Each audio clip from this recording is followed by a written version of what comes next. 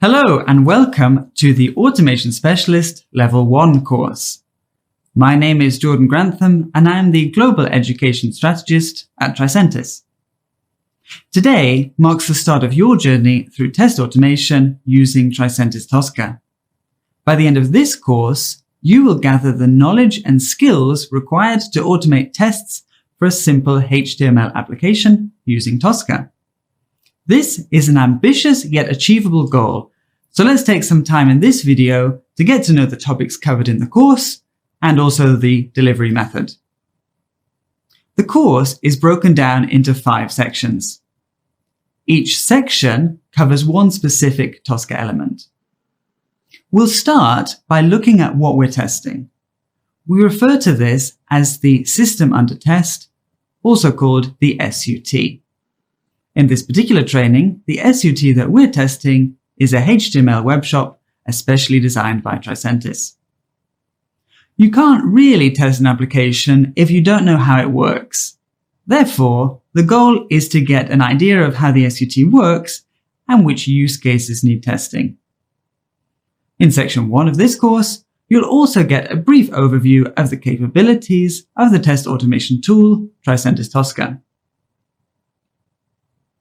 Once you're acquainted with Tosca and the testing environment, you'll learn how to capture the technical information from the SUT by simply scanning it. The scanned information will be stored in elements known as modules. The best part is that the process is code-free. In the next section, you'll learn how to create test cases using these modules, and then populate these test cases with the necessary business information. You'll learn how to configure your test cases to achieve high testing coverage, increased reusability, and resilience within your testing portfolio. By this point, you'll have created your test cases, so the next step is to execute these test cases. The substantial benefit of executing your test cases is that Tosca captures the results of your execution runs. Now you'll have automated your complete tests. However, there's even more that Tosca has to offer. Before closing the testing cycle, you'll need to link your tests back to the test requirement that it's expected to cover. We'll also look at working with requirements too. In a nutshell, Tricentis Tosca enables you to build automated tests quickly and efficiently. As a tester, you'll probably face various challenges while automating tests in your work. However, Tricentis will help you to tackle them. We accompany you throughout your entire testing lifecycle. We don't only help you test your SUT to see if it is working defect-free, but also help you decide what to test and if what you're testing will scale properly. Last but not least, Tricentis enables you to centrally manage your testing projects. To get the most out of this course, we've put together a series of lesson videos, quizzes, and a final exam. You'll also be able to practice along the way with exercises and the base subset that was created for the purposes of this training. And because you're here to learn, we've also prepared solution videos for all exercises in this course. Once you've completed all lessons, you can test your knowledge of Tricentis Tosca by taking the final exam. Once finished, you'll receive a certificate of achievement.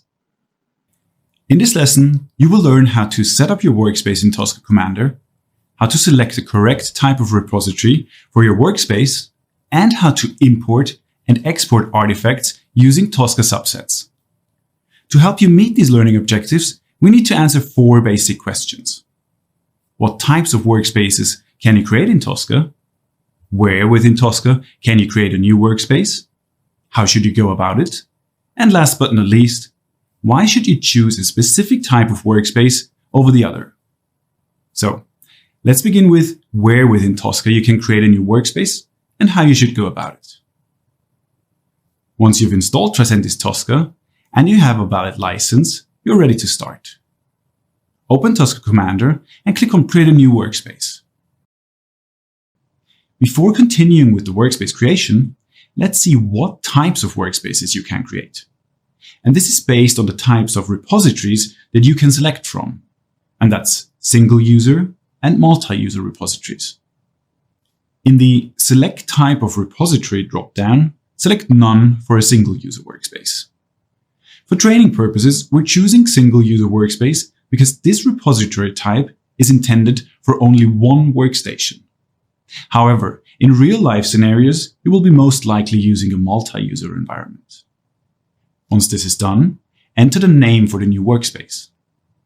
Click on Use Workspace Template and then locate the base subset that you downloaded. Click OK. If you don't use this option, you will have a blank workspace. When you click the checkbox, the default option will be standard.tsu, which is the standard subset provided to you for free with your Tricentis Tosca installation. The standard.tsu file contains some useful modules for automating your workflow, predefined virtual folders, and standard reports. Once a workspace has been set up, Tosca Commander is connected to a repository containing the Tosca artifacts. But why differentiate between different types of workspaces? What's the benefit?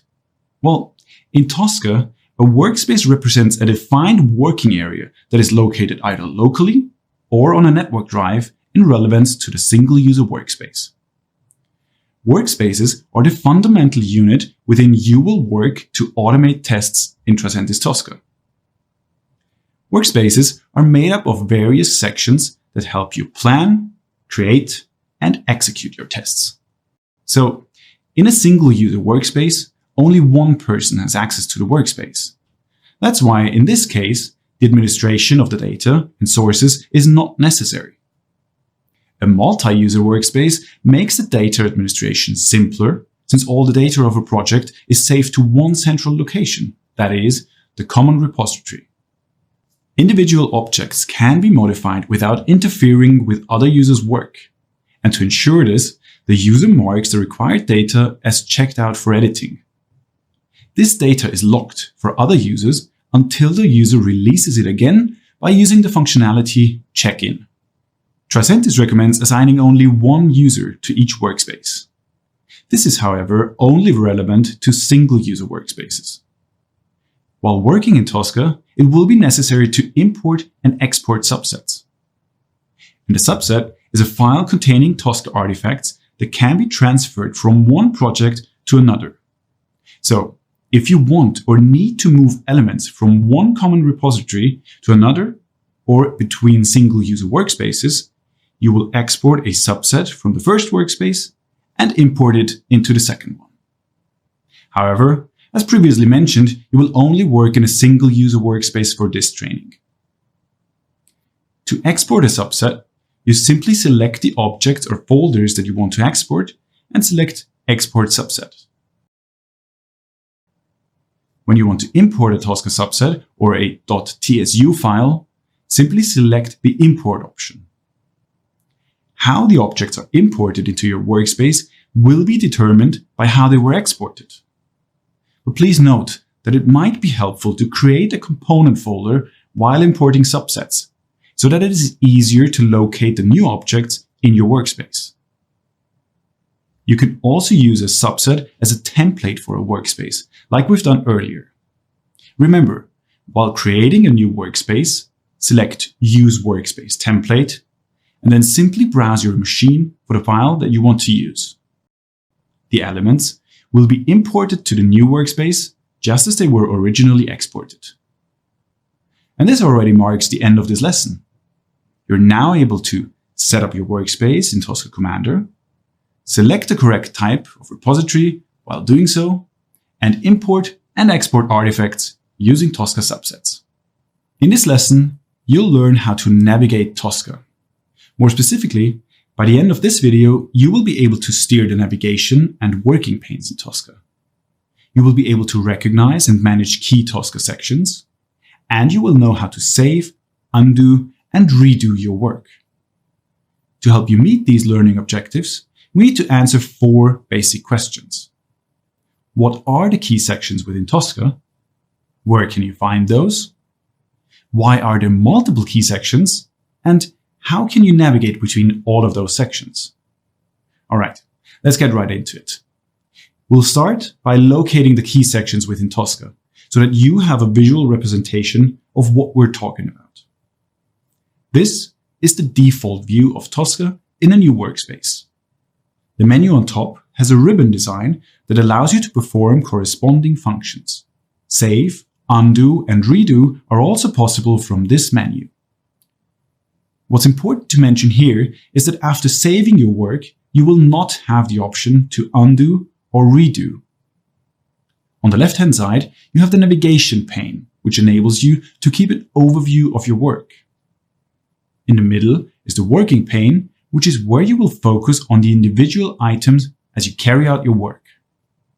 And at the top of the working pane, we have the column header. There are various columns available, and they can be shown or hidden as needed. Simply right-click on the column header and open the column chooser to view your options. Double-click on any column name to open that specific column. To hide columns, click on the column name and drag downward until an X appears, and then you can just release it. On top, just below the ribbon, you have the window tabs, which are used to switch between different sections. And speaking of sections, what sections are there in Tosca? Well, there are 9 different sections in total, but in this course, we will only cover 4 of them.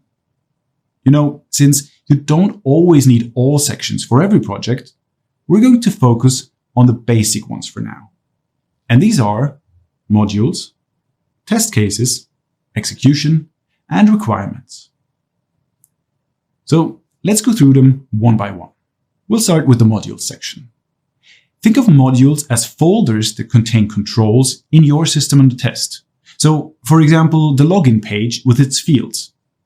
In other words, modules comprise the technical information required to steer your system under test. But to run a test, you also need business information, such as login credentials. And in the test cases section, you're going to enter this business information necessary to instruct Tosca to automate your system under test. And then, after creating your test cases, you can execute these tests in the execution section. This is also where you will log the results of different execution runs over time, and you can identify and report bugs step by step.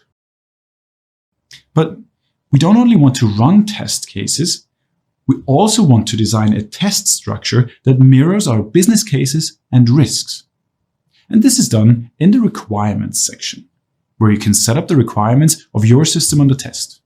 This section will also provide you with an overview of the automation status of your entire project. So, as you can tell, each section has its own purpose, and this is also why we keep them separated. That doesn't mean, though, that they can't communicate with each other. They can.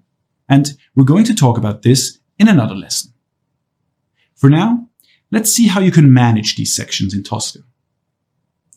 You can view multiple sections in the same window by dragging tabs toward the middle of the panes and dropping them in a docking destination, as seen here.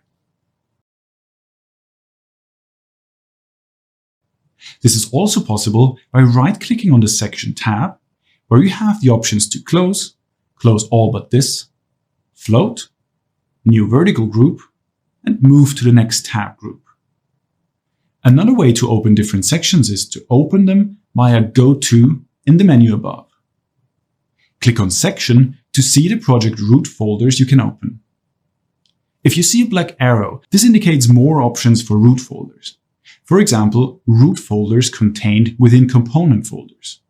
Component folders are additional organizational elements for your project.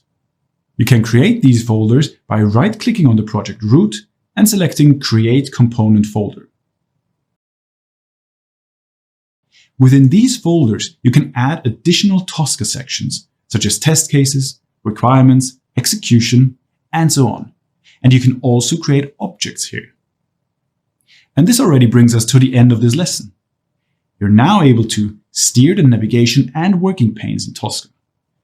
You know how to recognize and manage key sections in Tosca, and you know how to save, undo, and redo your work. In the previous lessons, you got an in-depth overview of how to create and navigate a workspace in Tosca. In this lesson, we're going to take a look at 4 fundamental best practices to follow when creating your workspace, so that by the end of this lesson, you will be able to apply them. To help you meet these learning objectives, we need to answer 4 basic questions. First of all, what are the 4 fundamental Tosca best practices to adhere to when setting up your workspace? Secondly, where within Tosca can you actually implement them? Then we're going to look at how to implement them and why should you follow those best practices. Let's start with the what, where, and how. It's most advisable to use naming conventions throughout your entire project. It is important to agree on a common naming convention within your team and apply it to all artifacts within your project. Choose a name first and add a more granular description later. Following naming conventions will keep your project readable and make it easier for everyone to understand when working in a distributed team environment. Also, it creates better business readability.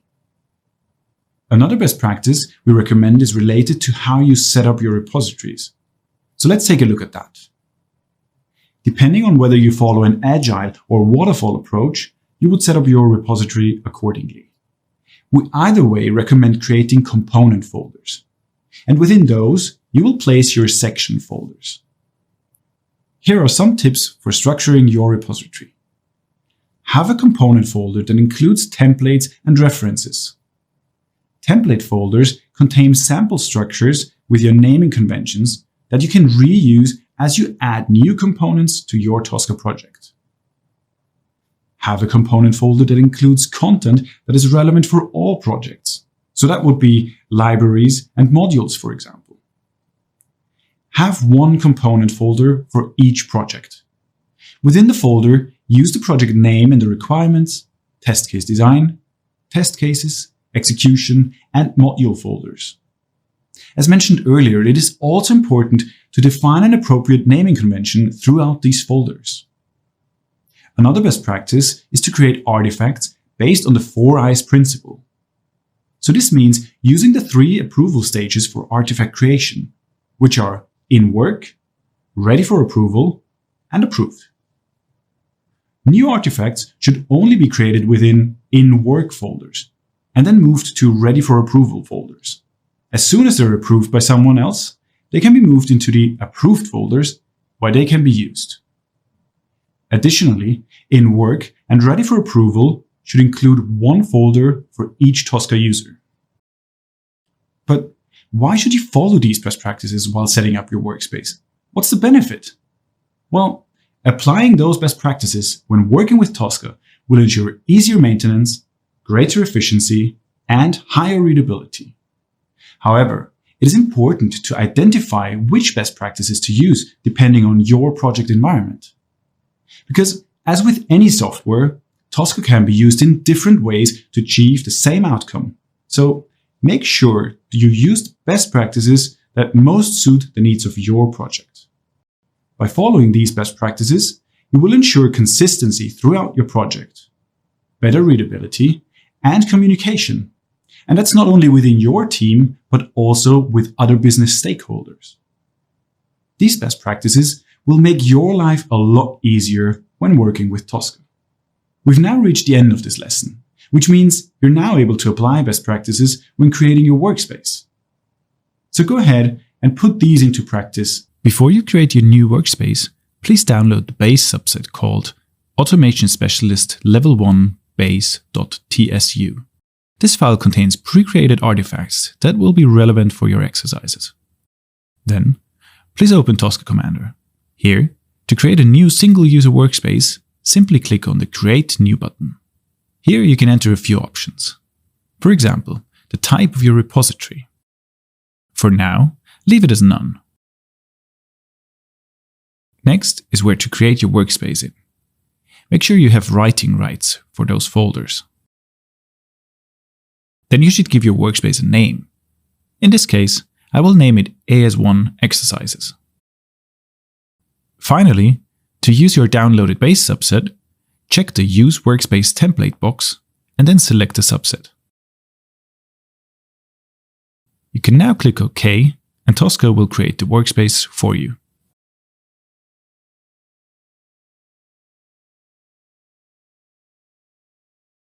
In this lesson, we want to take a look at the system under test used in this course for training purposes. We will see how to navigate the website and log in with an account. Additionally, we will cover how to install the correct plugin to prepare your browser for testing with Tricentis Tosca. And to help you meet these learning objectives, we need to answer 4 basic questions. What is the system under test? Why should you know the system under test inside out? Where can you access the browser plugins? And how do you install them? So, the system under test, or SUT, that we will be using for the Automation Specialist Level 1 course is the so-called Demo Webshop. We will refer to it as the webshop through this training. It is used exclusively for Tricentis training purposes, and it is hosted on a public website. As the name suggests, the webshop is meant to resemble an online shop. Knowing your system under test inside out is going to be crucial when approaching testing. You will need to know what the expected and the desired outcomes are, as well as the different possible paths to reach them.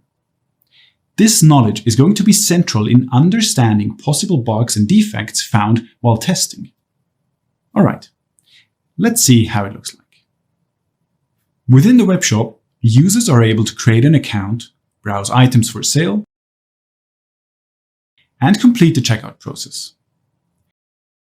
There are numerous paths that you can take when using the webshop, and depending on the path chosen, the final price or outcome will vary. So for example, the items purchased may vary, the payment or shipping method, or whether a discount code is being applied or not. You will soon learn that each of these paths can be represented for testers as test cases. And in order to test the webshop, you, as the tester, will need to become a registered user.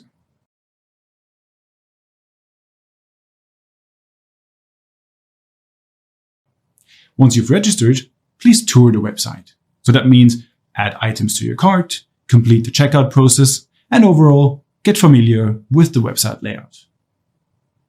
Before starting your testing journey, one final step is needed. You will need to install a browser plugin to allow a smooth communication between Tosca and the browser of your choice. You can find the link to the browser plugin in the Tosca manual, accessible from our support portal. So let's see how to install it. You will first need to select and download the right plugin for the browser that you plan to use. For the purpose of this training, please use Google Chrome.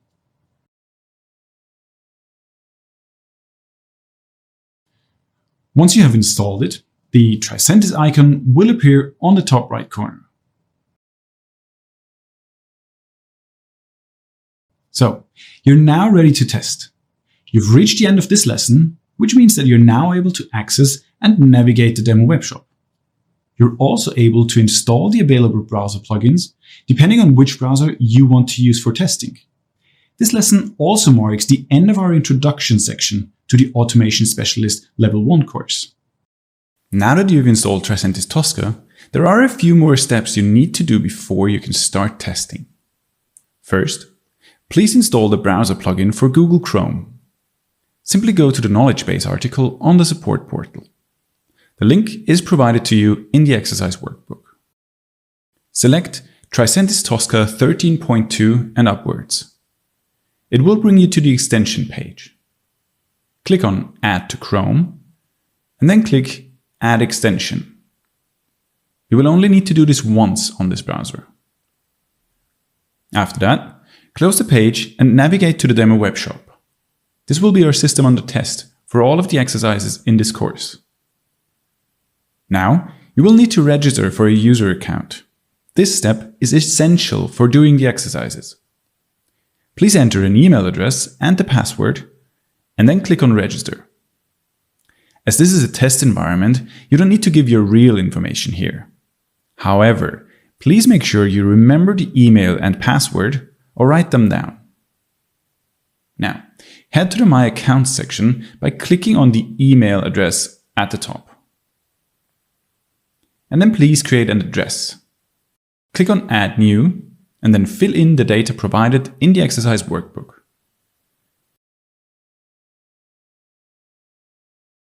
You can now walk through the web shop and purchase some items. This will help you familiarize yourself with the processes that we will automate. For example, go to Apparel and Shoes and purchase a pair of blue jeans. Next, navigate to the shopping cart. Choose I agree with terms of service and click on Checkout. Here, click on Continue and again, until you get to the payment method, where you will need to choose credit card, and then click on Continue again. You will see the payment information section.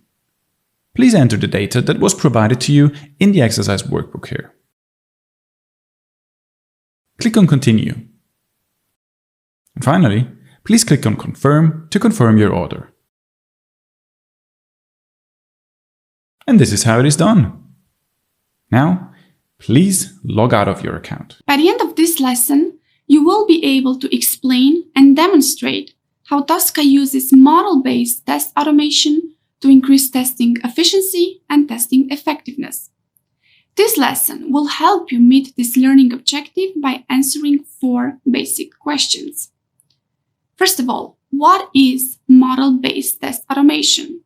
Secondly, where does it fit within the testing cycle? How does model-based test automation differ from script-based testing?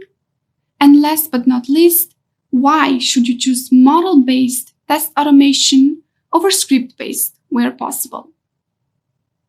As we have highlighted in the platform introduction course, Tricentis Tosca uses the model-based test automation approach instead of the script-based automation one. Let's see what this model has to offer. Model-based test automation is a software testing technique. During testing, models are created. They contain the technical information and the expected behavior of the system under test. From there, the model is fed business data that is needed for steering the system and conducting the testing. But where in the process does this happen? At runtime, the model automatically combines the technical and the business data together and checks them against the system under test. Therefore, testers don't have to do the testing manually. So, how does model-based testing differ from the script-based one? Well, with model-based test automation, anyone, from developers to business experts, can contribute to test automation. Developers can provide information to the system under test and identify which part of it is problematic and needs testing. On the other hand, business experts can easily view, control, and update the test data as needed. This approach also eliminates the maintenance burden that erodes most test automation initiatives. For example, if your application changes, something is added or deleted, you can update the model and the change will automatically be made to all the impacted tests. Tricentis Tosca's model-based approach supports easy test automation at the UI and API layers. It also supports service virtualization and exploratory testing. Instead of programming a test automation framework, you can rapidly scan the application's UI or APIs with Tricentis Tosca to create a business-readable automation model.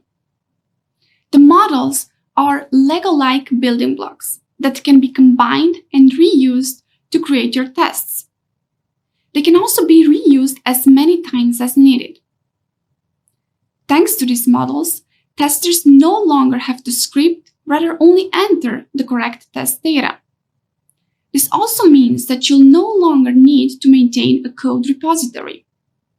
And this is why model-based test automation has the edge against the script-based one. The amount of overall maintenance needed is also reduced. The models only need to be changed once, and the changes are applied everywhere.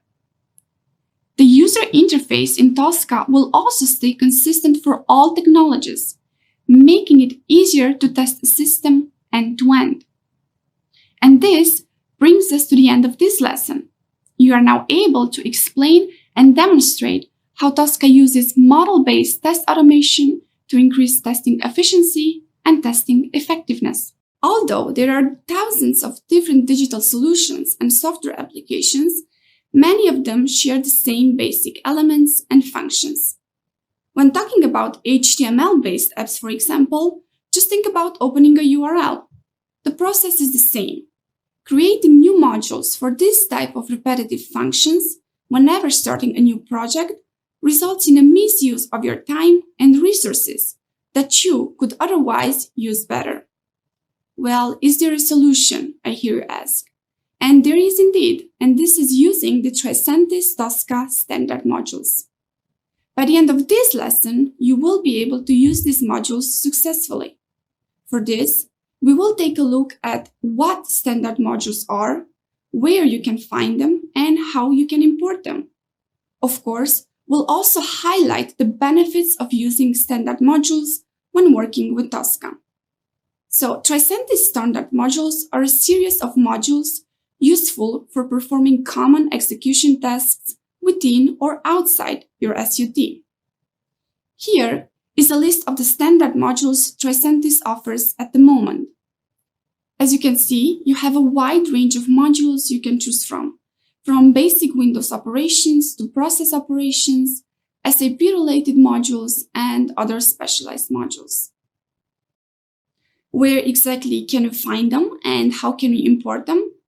The standard modules are part of the Tricentis standard subset, a subset that Tricentis provides you with. You can recall this subset when creating your workspace, or you can import this subset at a later point as well. Once imported, you can find the standard modules within the Modules section, under Modules, Standard Modules. As some functions are almost standardized or very much alike, it would be redundant to have to scan them every time you need to use them. For this, Tricentis provides you with the pre-created objects and their technical information, so you don't have to worry about scanning and identifying the right technical information on your own. This simplifies and speeds up your test automation. Overall, standard modules work very much like any other module, as they are technically just like any other module. That's why they can be steered immediately without having to scan any additional information. You simply create test cases and then test steps by adding the standard modules to the test case section and then filling in the details. So, why would you use the standard modules? Well, the benefit is that these modules allow you to quickly and easily automate tasks or objects that would otherwise be complex or time-consuming to automate every time. The use of standard modules is advised and is best practice, as these are tested modules known for their resilience and reliability. Additionally, Tricentis updates and expands the repository of standard modules with each subsequent Tosca release. This means that you will be able to always use them to their full potential. If you need information on the standard module's scope and directions of use, you can find this information in the description column of each module. This information is also available for all standard module attributes. If the description column is not visible to you, remember that you can use the column chooser to add any column you like. You've now reached the end of this lesson and are now able to use the Tricentis standard modules successfully. You've already learned about standard modules. To create modules for the pages and controls that are not standardized, you have to scan those using Tosca's XScan functionality. By the end of this lesson, you will be able to navigate the XScan window and use the different XScan views and buttons. This lesson will help you meet these learning objectives by answering 4 basic questions.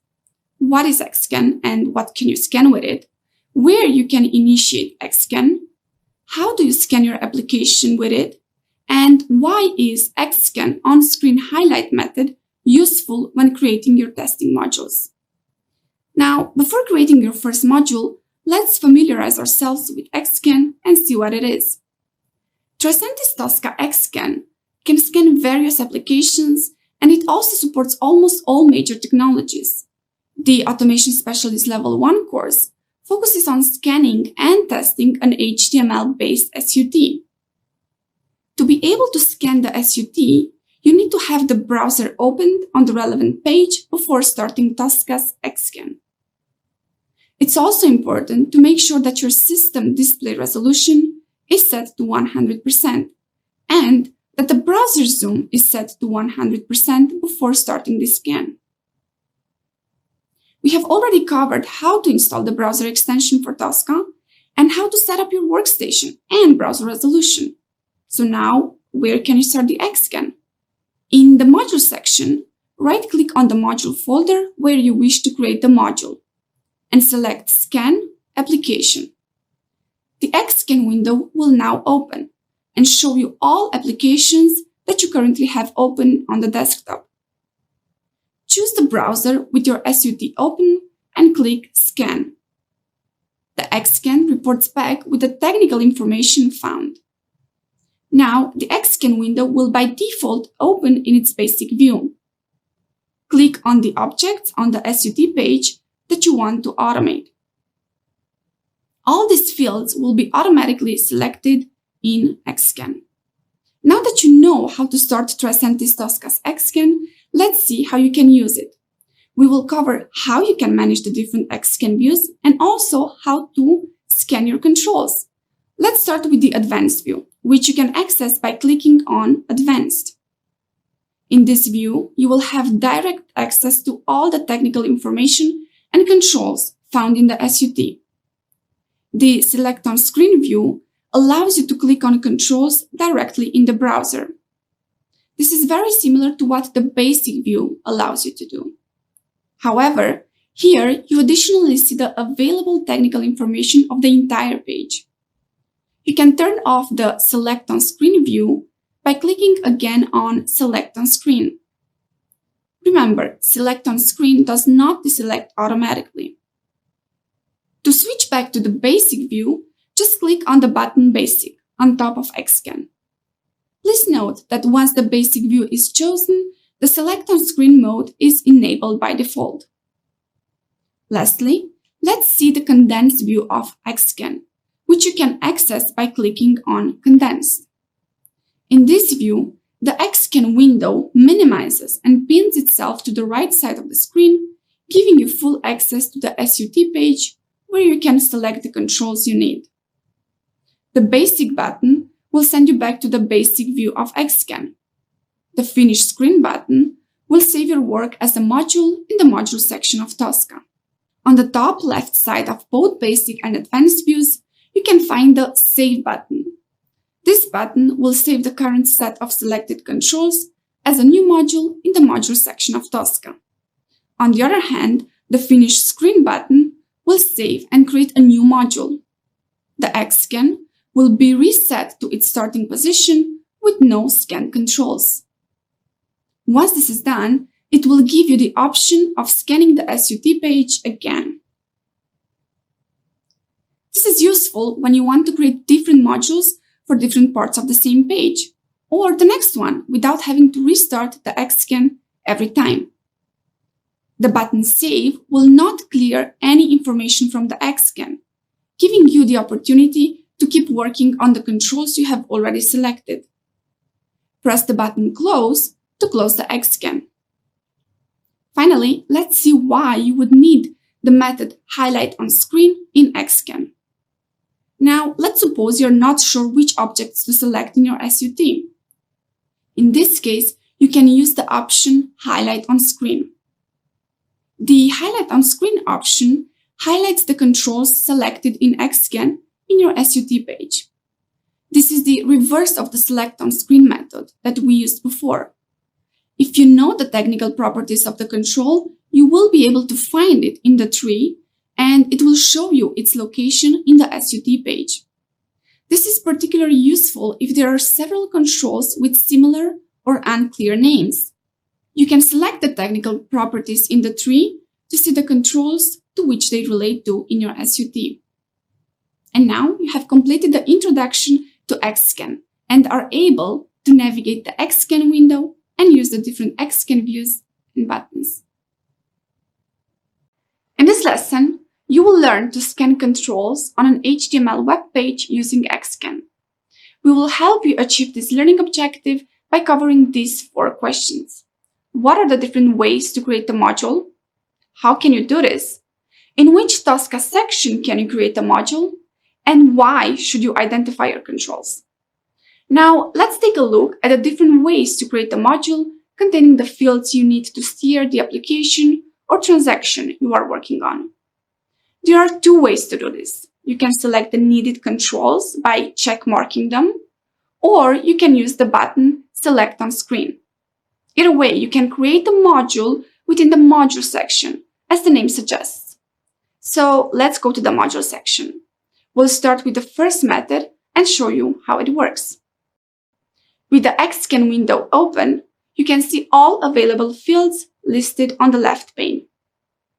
Using the filter option, you can also access controls that are not necessarily visible on screen. Let's say you wish to add the logout link to your module. This control is missing as we scanned the module before, while being logged out from the demo webshop. The only thing that you need to do is to add a check mark next to this control in your object tree to select it. Another method of adding this control to the module is to use Select on Screen. You can go directly to the page and click on the control you need. If the control you are selecting is not aligned with the actual control position on the screen, please check your system resolution and browser zoom and make sure they are set to 100%. After adding each field, a green message appears, indicating that the selected item is unique. This means that the selected control is uniquely identifiable at the time of the scan. On the right-hand side, you can see which technical properties have been used by Tosca to identify this object. The check marks indicate which properties will be used to identify the object during automation. In addition to identifying a control by its own technical properties, there are 4 other identification methods: identify by anchor, identify by parent, identify by image, and identify by index. In this course, we will focus only on the first 2 methods, identification by properties and by anchor. Now, there are cases when you will need to use 1 or more identification methods, and this really depends on your SUT and its properties. That is why in Tosca, you can use multiple identification methods. Once you've added all your controls and they are all uniquely identifiable, you can name your module. But just make sure to choose a name that describes the module's purpose or the page scanned. You're now ready to save your module. This works in the same way regardless of whether you're scanning a normal desktop application or an HTML application. The module created is now visible in Tosca. If you need to make changes to controls that have already been added to a module, update the module after changes to the application, or add new controls that were not added to the module originally, you can do so by using the rescan function. To rescan a module, you need to have the SUT open at the desired page. Then, you need to select the relevant module and right-click on it. Select Rescan. XScan will automatically detect the open window of your application, so you don't have to select the application window again. By default, the XScan window will show you the list of the previously selected controls. These controls can be deselected, added, and their identification method can be changed. Once you're done with the modifications, you can save the scan. This will update your existing module. You have now learned to create modules, and these will be the building blocks for your automated test cases. This means You're now able to scan controls on an HTML web page using Xscan. As mentioned already, you can identify controls in your test application by using multiple identification methods. In this lesson, you will learn to identify controls by properties. We'll start by taking a look at what identification by properties is, how and where you can define it, and why you should use this method of control identification. Identification by properties is the default identification method in Tosca Xscan. By identifying controls using specific properties, you make it easier for Tosca to find that specific control when executing your test cases. You can use an unlimited number of properties for identification. However, we recommend only using those that are necessary and stable. This is because when you run your test, these properties must all be found in the same state in order to identify your object properly. The more properties you select for identification, the greater the chance that one of the property values is dynamic or has changed and the control will not be found. This may make maintenance more difficult. You can define the properties by which the control can be identified in the Identify by Properties window, which you can find in Xscan. This window contains all the technical information and properties of the selected control. You can find this window on the right side in Xscan. Let's look at an example. If you want to add the control books to a module, you'll get a message that this control is not uniquely identifiable. That's because in the demo webshop, there are two controls with the inner text books. We can make it uniquely identifiable by changing the properties Tosca uses to find this control in the SUD. To have an overview of all the properties you can use for identification, click on Load All Properties. The tab will expand and show you all the properties you can use for this scope. To add a new identification property to your control, simply select the one you think is necessary by ticking the box, and if needed, add the corresponding value to the column on the right. Now, why you should use this method of control identification? Identification by properties is the most stable method and is completely independent of resolution or zoom settings. It may, however, not be browser independent. In some cases, one browser defines the inner text with all capital letters and one with normal notation. Because of this, you can deselect the inner text and select inner HTML to ensure that these properties can be read on different browsers. Since we're talking about module properties, let's take a look at the property title, because this one is particularly helpful. For this, let's switch to the demo webshop and take a look at the area we scanned earlier. As you can see, these controls are present on several pages. For this reason, we can reuse the module we created to steer these controls from different pages.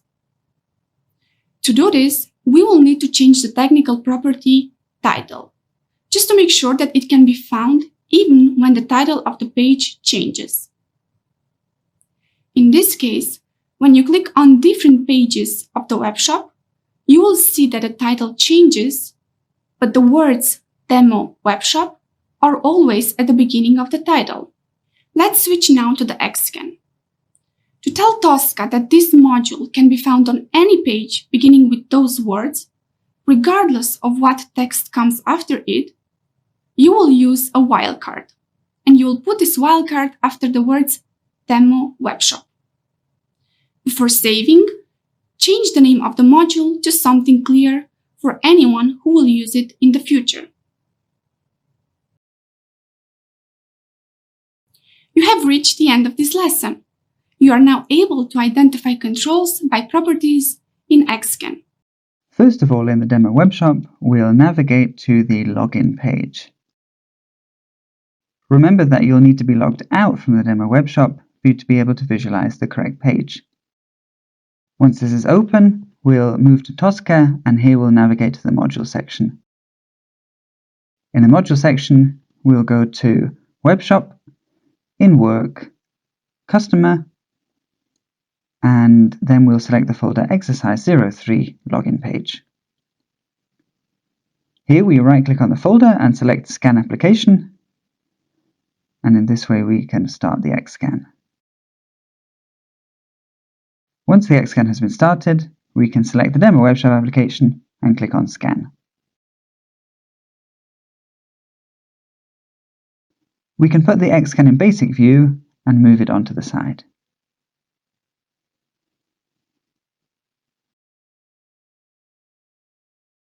We now have to select the email text box, the password text box, the Remember Me checkbox, the Forgotten Password link, and the Login button. We can go back to the Advanced View in Xscan and filter the items, so we only have the items we selected visible. We need to double check the names of the controls that we've selected, and we see that all of them are fine.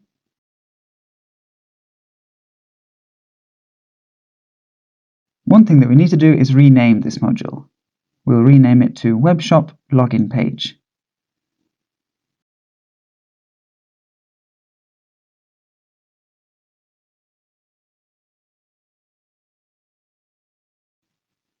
We'll also go into the technical properties, and in the title, we'll delete the last part and add an asterisk.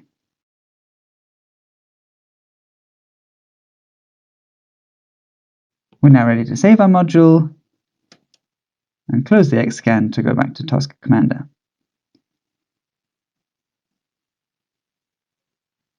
You can see that here is our new module and it's ready to be used. You've already learned to identify controls by properties. In this lesson, you will learn to identify controls by using an anchor. Additionally, we will also cover how to create a control group in your module. We'll take a look at what identification by anchor is, how and where you can define it, and why you should use this method of control identification. Identification by anchor is another way of identifying controls. It works by setting an anchor on the page that the control relates to. For this to work, the anchor needs to be uniquely identifiable by its technical properties. Just as with any identification method, you can identify a control by an anchor in the advanced view of Tosca's Xscan. Now, let's get more practical and see how you can identify a control by an anchor. We'll do this with the control books. Expanding the controls with a filter, you can see that the link books is within a container named UL, which is an unordered list. You can use this container as an anchor control. To set this as an anchor, focus first on the target control. That is the control you want to identify by an anchor. Then, click on Identify by Anchor. Next, focus once again on the target control and drag and drop the anchor control in the anchor box, which is on the right side of the Xscan window. To make sure that this control is uniquely identifiable, you can select it and then check the box Class Name. If you want the control to be used as an anchor, but not to be saved when you create the module, just make sure to deselect it. During automation, Tosca will look first for the anchor control and then search for the target control in relation to the anchor control. It does this by using two methods, the shortest path or coordinate. With the shortest path, the system searches each tree level for the control to be identified, starting from the anchor control. The search starts directly beneath the control and goes from the bottom to the top, up to the root element. When using the coordinate method, the exact position of the control to be identified is searched via coordinates. However, this option is highly dependent on the screen resolution. If the initial resolution changes, the control might not be found during test execution.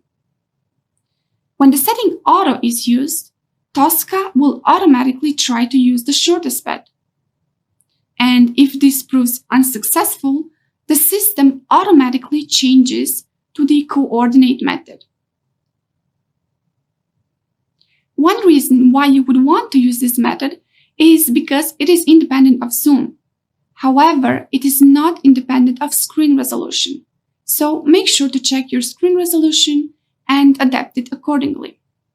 Another reason is that the target control can be, but need not be, directly related to the anchor control. Any other identifiable control in the tree can be selected. Also, you can use an anchor without having to add it to your final saved module. Now that you have created your module, you should also take care of organizing the elements within it. Within modules, you can group links, buttons, and radio button controls. And this helps to keep things organized when these controls are used in test steps. Now, to convert controls to a control group, select all necessary module attributes, right-click, and select Convert to Control Group. Then, rename the control group. To see its contents, expand it using the downward arrow.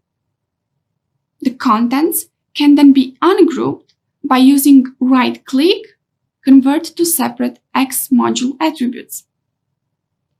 And this brings us to the end of this lesson.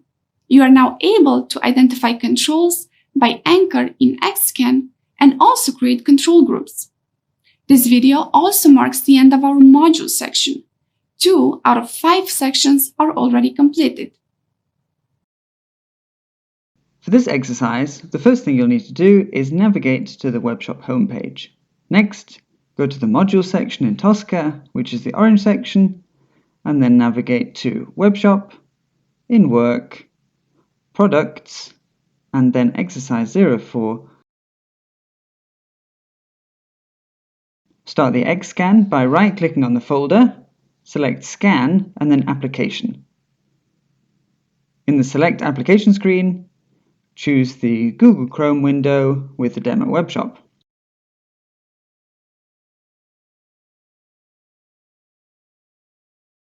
Now select the links which are on the left as instructed in the exercise workbook. Make sure that each of them is a URL link. The icon of a URL is the chain in the tooltip. Now you can see that the items selected are yellow, which means that they are not uniquely identified. We can uniquely identify them by first selecting Advanced on the XScan and then drag the filter control more to the right. With this, you will see more elements on the website, for example, this UL link.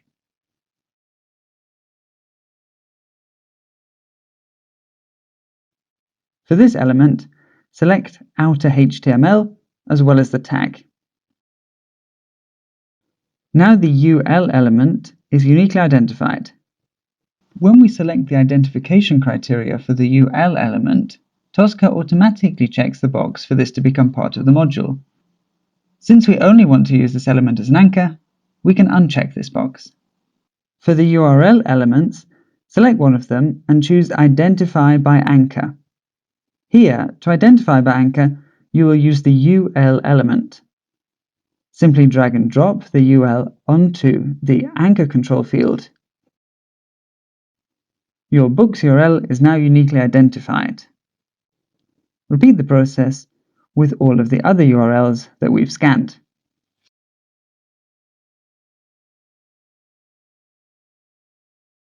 Now that you've uniquely identified all of the items, you'll need to do some more adjustments for the module itself. Select the root element, and in the title property, change it to Demo Webshop *. Rename the module itself by renaming Demo Webshop to Web Shop products choice categories. Once you click on Close, the Xscan will prompt you to save the module. Click on Yes. The new module is now in the selected folder. Expand the module, and you can see that there are 7 URLs. We can create a control group by selecting all of the URLs, right-click, and choose Convert to Control Group. Now you can see that all the links have become one control group, and you can rename it to Product Categories. If you expand the control group, you'll see all the URLs. Click on Save to save your work. By the end of this lesson, you'll be able to navigate around the test case section in Tosca and create a folder structure ready for your test case creation. We'll help you achieve these learning objectives by answering these 4 basic questions. What are test cases and test case folders in Tosca? Where can you create them within Tosca? Why is it important to use a folder structure for creating your test cases? And how should you go about it? Test cases are the basic elements containing the dialog sequence information, or in other words, containing the information of a path taken through an application. In Tosca, test cases are built from the modules you created in the module section. These modules will provide Tosca with the technical information needed to steer your application. To steer the application, you also need business information, which you will input into the relevant test cases. The test case section, which is the blue section in Tosca, is where you will provide Tosca with all the business information necessary to steer through your application. The test cases you will build in this section should be determined by the business requirements of your application. It's always best practice to define a folder structure that reflects the business workflow. Another best practice is to use naming conventions. Having a clear folder structure and using naming conventions will keep your project readable. These best practices also make it easier to work in a distributed team environment. Moreover, they ensure better business readability. You will define your structure by using folders, which we will demonstrate in a moment. It's very important to maintain a well-organized workspace in Tosca with clearly named elements. As you learned in previous lessons, a structure and naming convention that works for the whole team must be determined at the beginning. When it comes to test cases, this is especially important. Test case folders are used to organize test cases. The high-level structure you use to set up your test case section should closely reflect the structure of your business requirements, which you will learn later in the course.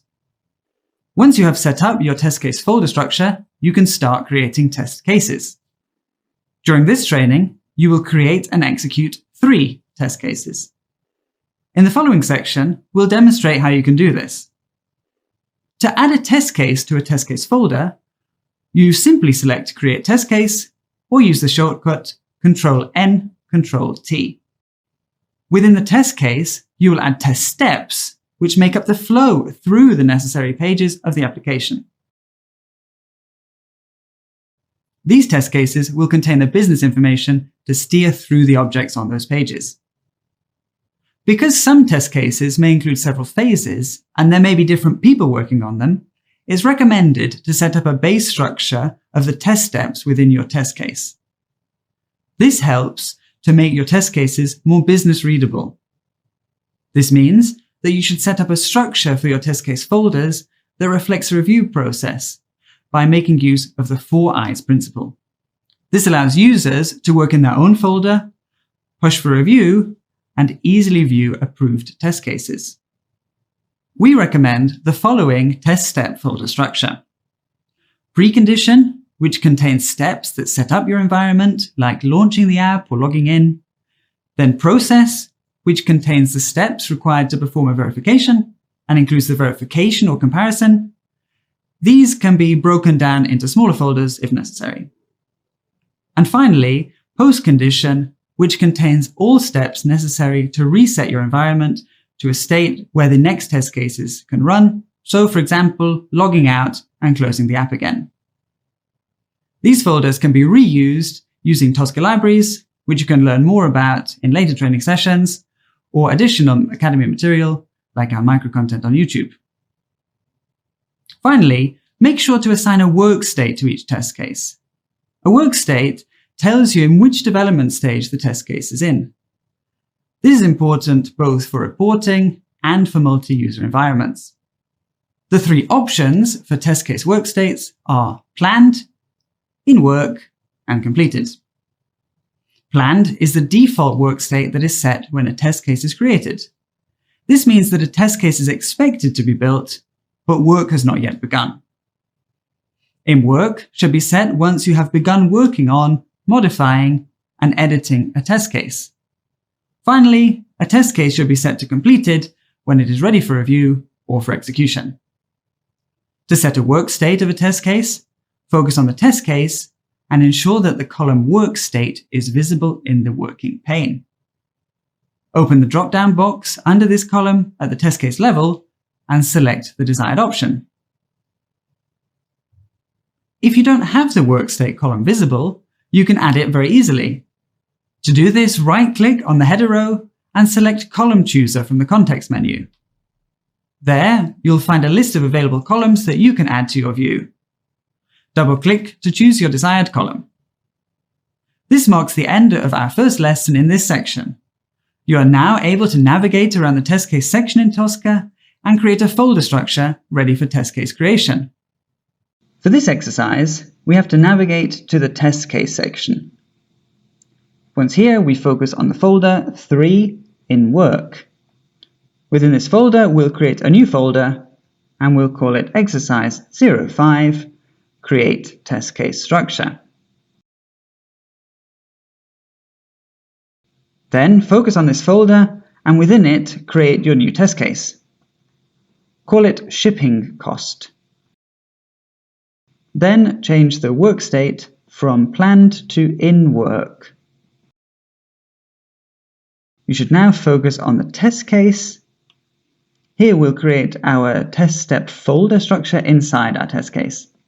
Let's start by creating the first 3 folders. The first one, precondition.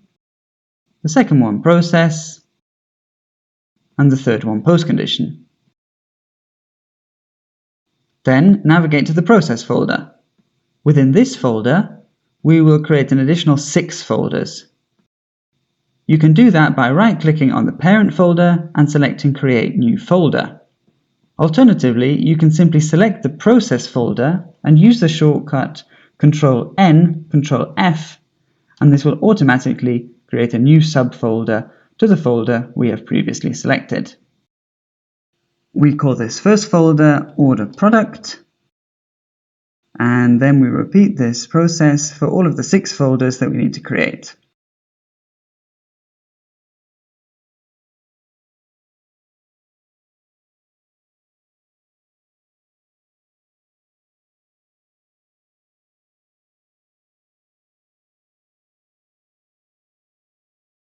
Now you've created the folder structure, and you can see that in detail by simply focusing back on the test case. And finally, remember to save your work. In this lesson, you'll learn how to populate your test case with test steps using standard modules. You'll achieve this by looking at what test steps are, how and where you can create them within Tosca, and why to follow specific best practices when managing your test steps. As explained in previous lessons, every Tosca installation comes with a standard subset called standard.tsu. This contains a number of modules, including standard modules, which are used to perform common steering operations across many applications. Looking at an example in the system under test, let's say, for example, that you need to verify the shipping costs of an order. What is the first step that you need to take? Before anything, you need to open the demo web shop. To open it, you can use the standard module named OpenURL, which is found under the path Standard Modules, Tbox Xengines, HTML. Once you import a module in the test case section, it becomes a test step. A test step is an action that you want to perform on your system under test. In Tosca, you can automate your test cases and test steps in the test case section. Let's see exactly what this looks like. You can create a test step in multiple ways. One method is by dragging and dropping a module onto a test case or a test step folder. You can also use the function add test step. Simply right-click on the object into which or after which you want the test step to be added, and select Search and Add Test Step. Another common method of creating a test step is to use the shortcut Ctrl-T. This shortcut can be used on different objects in Tosca, such as test cases, test steps, test step folders, test step values, and reusable test step blocks. The Add Test Step window then appears. Tosca will use the characters you type into the search field to perform a so-called fuzzy search. This will search for matching module names and reusable test step block names. Tosca will display the first 25 results that most closely match your search term. Characters that match the search term will be highlighted in the result. The closer the characters appear in the name of the item, the higher it will appear on the results list. Once a test step is added, it will appear at the bottom of the parent test case or test step folder. After adding a test step to a test case, there are a few best practices we suggest following when managing your test steps. This way, you'll make sure that there won't be any misunderstandings when working in a multi-user environment. Therefore, it's best practice to rename the test step to reflect its action. This ensures business readability when working in a team environment. For instance, in this test step, we want to open the web shop. We therefore rename the test step to reflect the relevant action, and this ensures clarity. This is one best practice. Another best practice is related to the structure of your test steps. Make sure your test steps are structured in a chronological order. To reorder them, simply drag and drop them into the appropriate order. Once you have added your test steps and defined your flow through the application, the next step is to add the business information required for Tosca to steer the controls on the screen. This will be covered in the next lessons. This lesson is complete. You are now able to populate your test case with test steps using standard modules. The first step you need to take is to duplicate the test case folder exercise 05, create test case structure. To do this, right-click on the exercise 05 test step folder and choose copy, and then right-click on the 3 in work folder and choose paste. You can also use the key combinations Ctrl-C and Ctrl-V. Now rename the folder.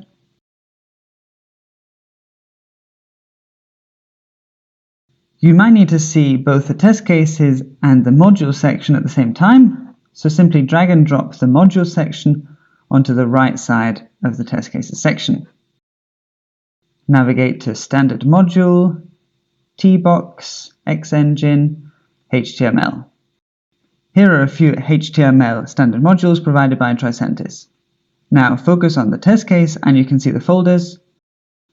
Drag and drop the Open URL module onto the precondition folder, and then rename this newly created test step to Open Web Shop. Drag and drop the Close Browser module into the postcondition folder and rename this test step Close Web Shop. Now that you have the modules that you need, you can simply drag and drop the module section back to the bar to focus on the test cases section again. Expand the Open Web Shop test step. In the URL test step value, enter the URL for the web shop. And then in the Close Web Shop test step, enter demo**. Change the action mode to select. And now to see if the test steps that you've added are working correctly, you can run the test case in the Scratchbook. To do this, right-click on the test case and choose Run in Scratchbook.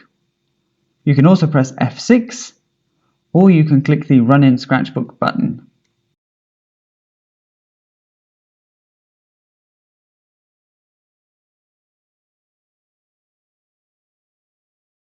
You can see that the demo webshop was very quickly opened and then closed.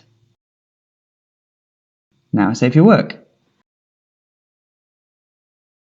The first step in this exercise is to duplicate the exercise 06 folder and then rename it, and then focus on the new test case.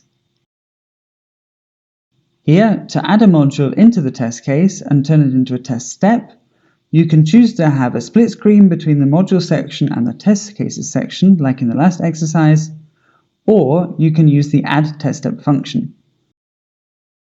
Simply select the folder you want, for example here the precondition folder, and then press Ctrl-T. Now the search and add test step window will appear and you can search for the module, in this case top menu. Now rename the top menu test step to navigate to login page. And then repeat the same process with the login page. And rename it to login. Expand the process folder to show its subfolders and choose order product. Again, use the Ctrl-T key combination and then search for the product choice tab module. Rename this test step to navigate to apparel and shoes. While we're still in the order product folder, add the next modules as specified in the workbook.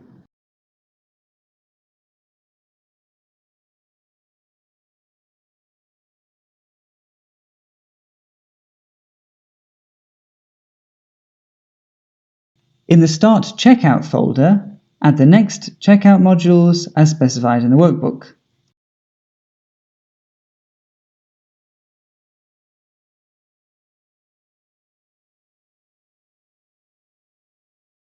Then in the Checkout Process folder, add the modules for the purpose of filling in the billing address, shipping method, and so on.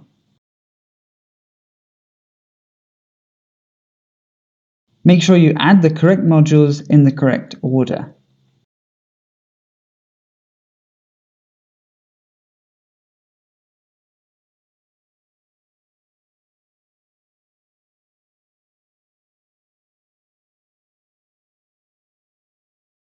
Next are the verification of prices and confirm the order.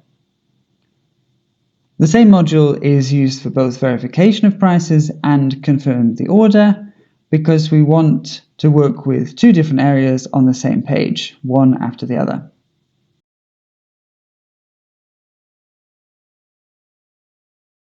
Add the module Order Successful to the Verification of Success folder.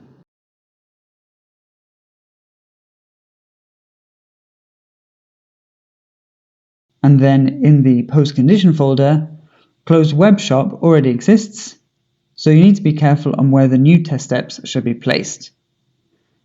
Here, make sure to move the new test step up above Closed Web Shop and then rename it. Do the same for the other test steps in this folder as specified.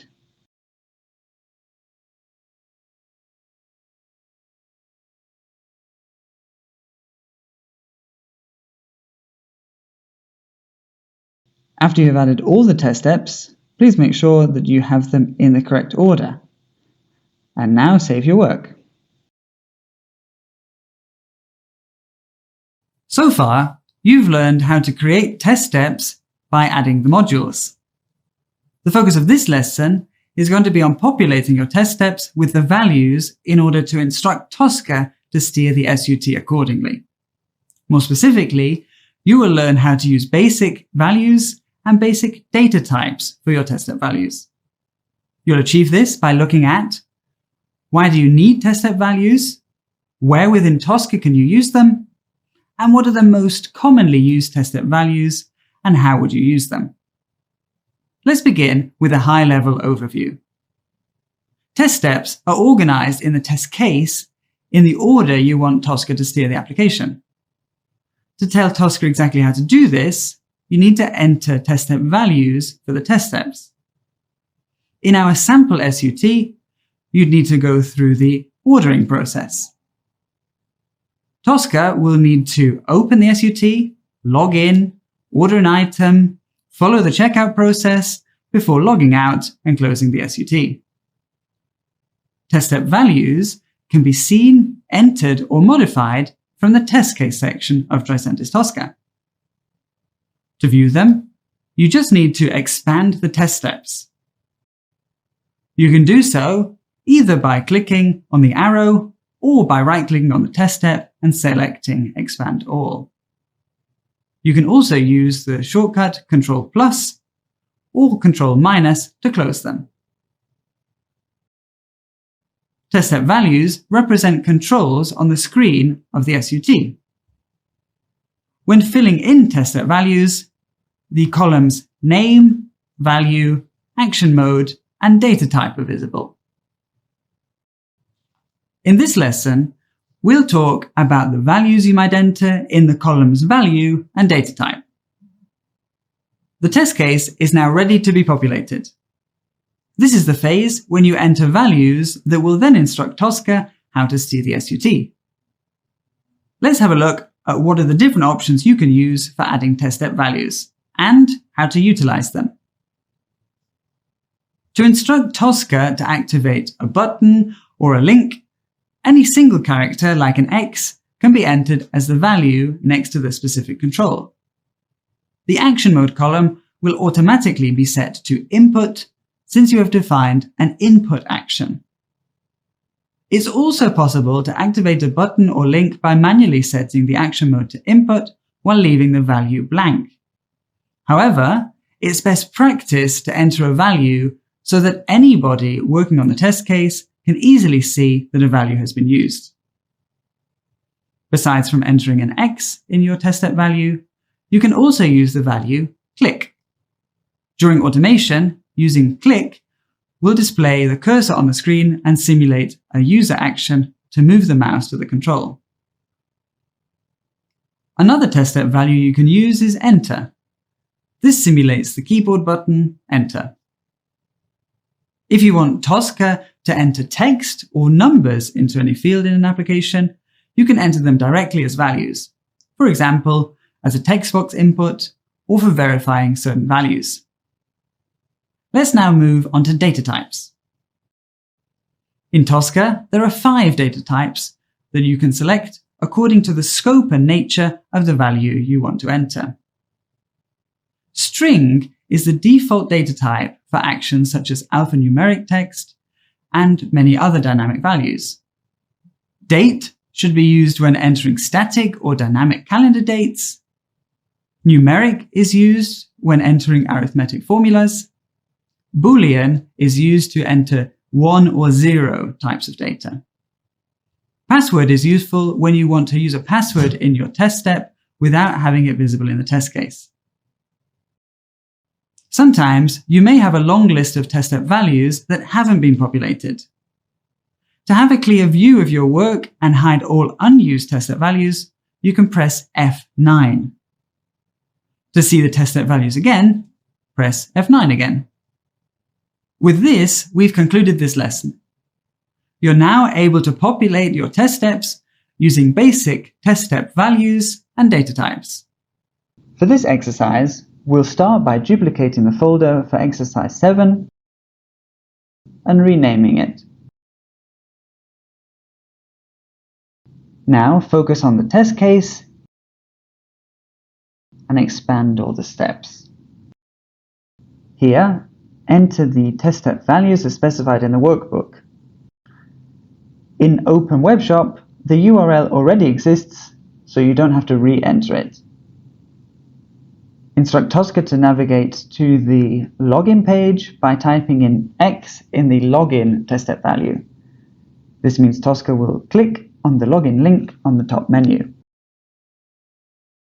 Then in the login test step, type in the email address and password that you have registered earlier on. And finally put the X value for the login button. And after that, to navigate to apparel and shoes, you need to select apparel and shoes from the drop-down list. This is the control group that you created before. And then to navigate to the blue jeans page, put an X on the blue jeans test step value so that Tosca clicks on that item. Now to order the blue jeans, type in 25, which means you want to order 25 blue jeans, and then an X to click on the Add to Cart button. Now that the jeans are in the cart, you need to navigate to the shopping cart. So simply direct Tosca to click on the shopping cart link on the top menu by entering the value X. In shopping cart procedure, you need to set the terms of service test step value as true, because this is a checkbox on the system under test. It's either true or false, and in this case, please select true. And then for checkout, again, put the value X for the checkout button. Next is the checkout process. Simply enter an X for continue, and then continue again. And for the shipping method, choose ground from the drop-down menu. Then again, click on continue. For payment method credit card, first of all select credit card from the drop-down list as payment method, and then click on continue. That means the order will be paid by credit card, and you will need to enter the credit card data in the next step. The data is provided in the workbook. The type of credit card is Visa. The cardholder name is Barbara Gordon. And then we enter the card number, expiration date, as well as the code. Then direct Tosca to click on continue. The test steps in a few upcoming test step folders are left blank for now, as they will be filled in later exercises. For example, the verification of prices test step. However, in the next folder and test step, confirm the order, please enter an X for the test step value confirm. Next is the verification of success. Once again, please leave it blank for now. In the post condition folder, test step continue, set to click on continue. And then in logout, set Tosca to click on the logout link with the value X. The wait until logout test step will be done in a later exercise, so we can leave this blank. The test step close webshop is already filled in. Now we can save our work. In case you want to have a better overview of only the things that you have entered, then simply press F9 on the keyboard. This can be done at any time. As you can see on the screen, now only the test step values that have any value are displayed. If you want to see all of the test step values again, simply press on F9 again. In this lesson, we'll cover the basics around test configuration parameters. By the end of this lesson, you'll be able to explain what a test configuration parameter is and know how to set it, and populate specific test cases with test configuration parameters. You'll achieve this by looking at what a test configuration parameter is, why we use it, and where and how you can create it in Tosca. A test configuration parameter is a parameter that you can set for Tosca objects. This way, you can configure your tests further. Let's say, for example, that a test case should be run on a specific browser. By using a TCP, you can specify which browser Tosca should use to run a test. For this, you would use the TCP named browser and set an appropriate value such as Firefox or Chrome, etc. You can use a TCP to set specific values such as test object versions, for example release numbers, identifiers of various test environments, for example Windows 10, connection identifiers such as URLs, and business process chain identifiers. By applying specific values to your test configuration parameters, you can simplify the maintenance of your tests and avoid repetitions. This will streamline your test projects substantially. As briefly mentioned before, you can set a TCP on different levels. These include test cases, test case folders, and execution lists, just to name a few. Here it's important to mention that if test configuration parameters are set on the test cases and also an additional TCP is set on the execution lists, the TCP set on the execution list will override the one set on the test case. In the Tricentis Tosca manual, which you can find on our support portal, you can access the list of all Tosca objects for which you can set a TCP. All these objects have an additional tab called Test Configuration in the Details view. Let's now see what this looks like. For demo purposes, we'll create a TCP to set the browser for running a test case. To create a TCP, open the Test Configuration tab, right-click on the test case, and select Create Test Configuration Parameter. You can also use the shortcut Ctrl-N, Ctrl-. Next, choose the TCP named Browser from the drop-down menu. As you can see here, these TCPs are predefined. You can also add self-defined TCPs. This is something that we will cover in another lesson. The next step is to enter the data. The browser must be specified, for example, Chrome or Firefox. For this training, we'll always use Chrome, just as it's written here. This field is case sensitive, so make sure to use correct spelling and capitalization. And this is the last technical fact in this lesson, which you've now completed. Let's revisit the learning objectives. You're now able to explain what a test configuration parameter is and populate specific test cases with test configuration parameters. As usual, the first step in the exercise is to duplicate the full test case folder from exercise 8 and then rename it. Now focus on the test case. To create the test configuration parameter, we need to use the Test Configuration tab. Here, right-click on the test case and then select Create Test Configuration Parameter. You can also use the keyboard shortcut Ctrl-N, Ctrl-.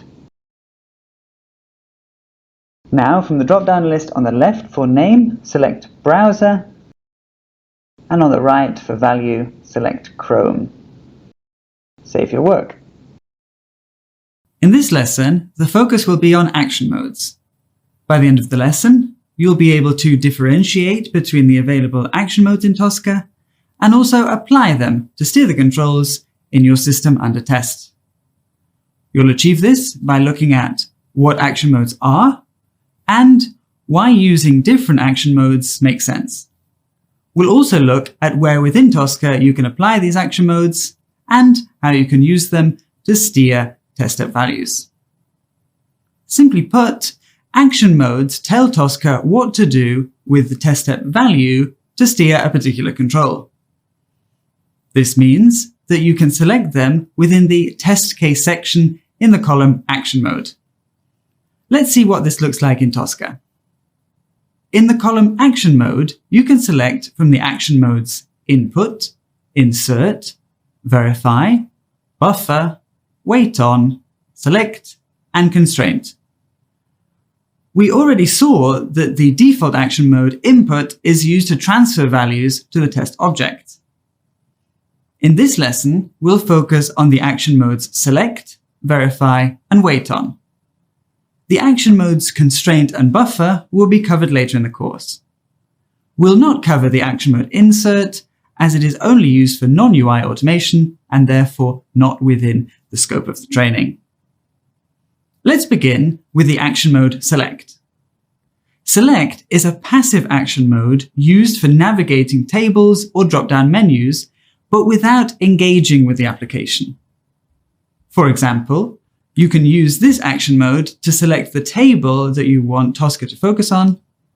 In this case, it's the cart total table in the demo web shop. As you can see here, I'm not actively engaging with the table. On the contrary, I'm just selecting the table to be able to get to the data inside it. By comparison, if you were to actively input or retrieve data from the table or the application, you must use the action mode Input and not Select. This is why you'll use different action modes for different steering types. Let's now move on to the action mode Verify. The purpose of a test case is always to verify or check certain values on controls.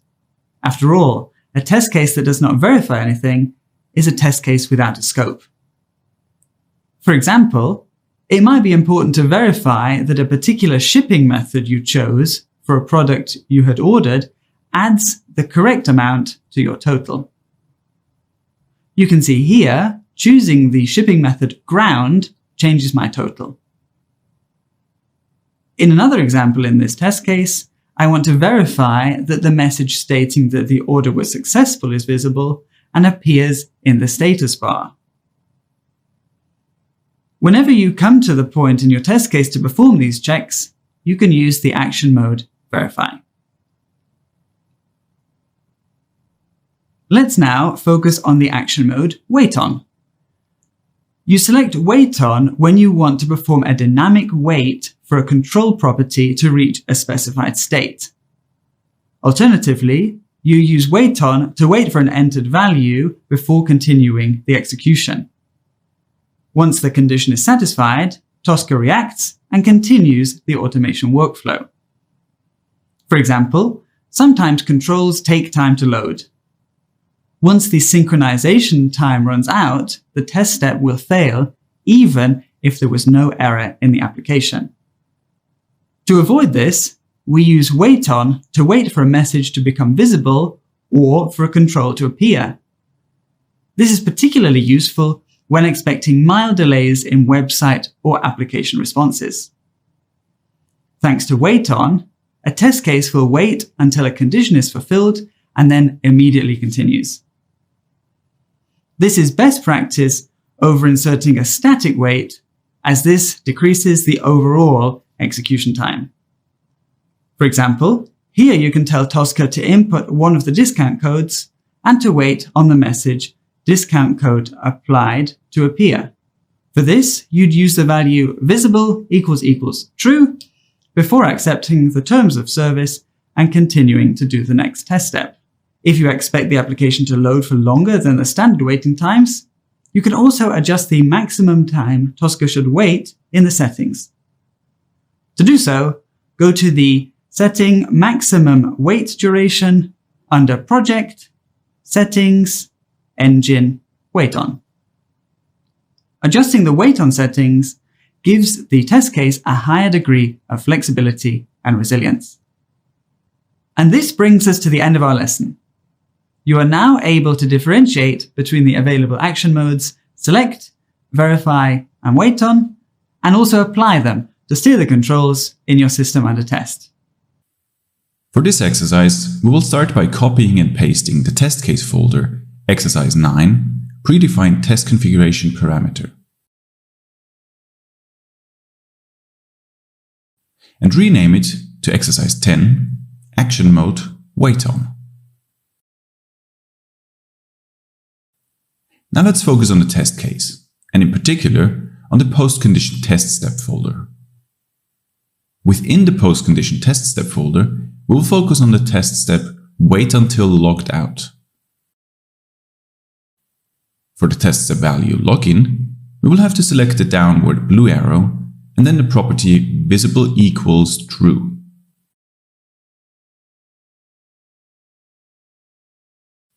And the action mode to select is obviously Wait On. For data type, we will have to check that it is set to string. This test step will now basically instruct Tosca to wait until the login button is visible again, meaning that we have successfully logged out of the demo webshop. Remember to save your work.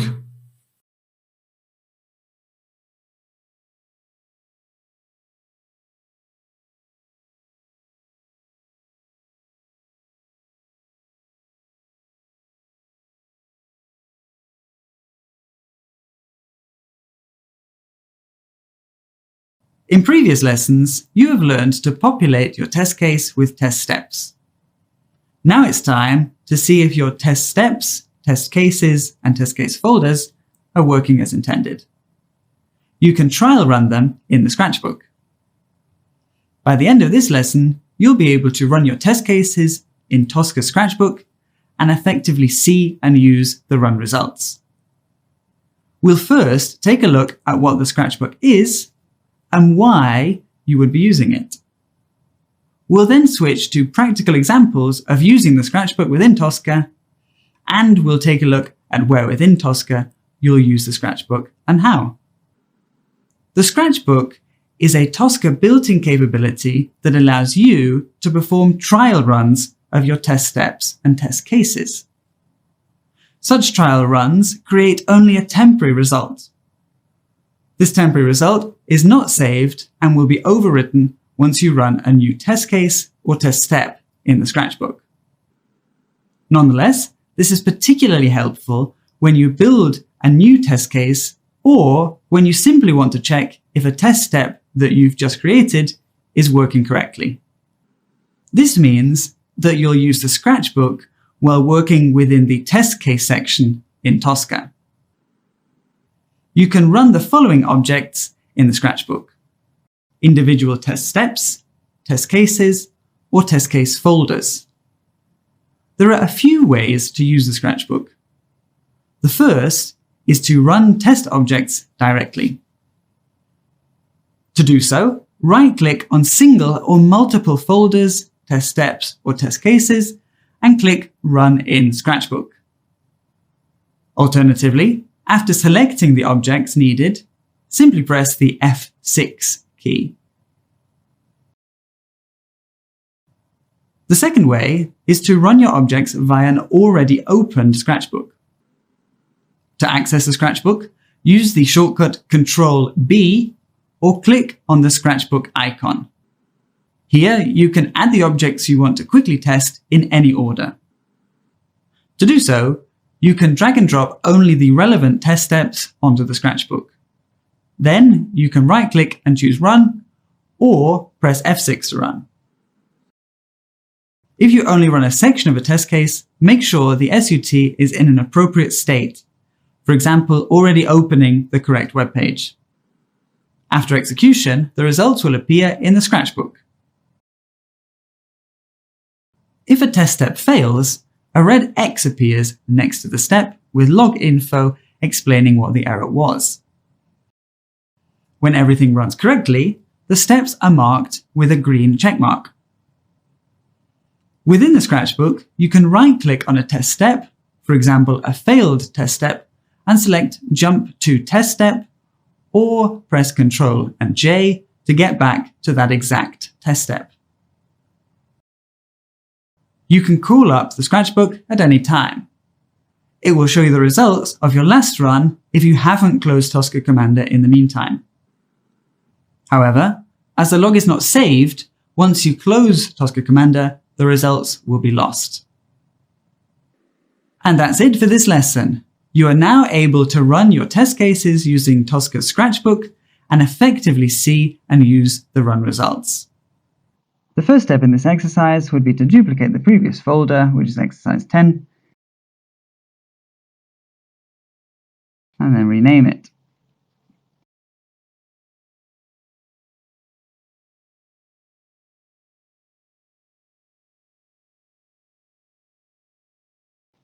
Now navigate to Process, Verification of Prices, and finally the Verification of Prices test step.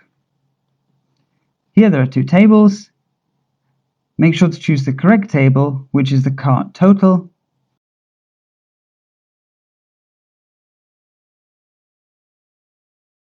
And then for column, enter #2 to choose the column number 2. After that, choose shipping ground for the cell, and here we'll need to verify that the price is 10.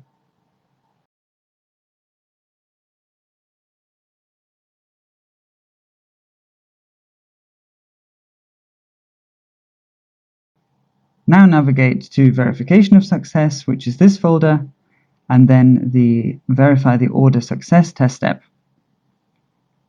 In here, you need to check if the message that says order successful has appeared. To do this, choose visible is equal to true.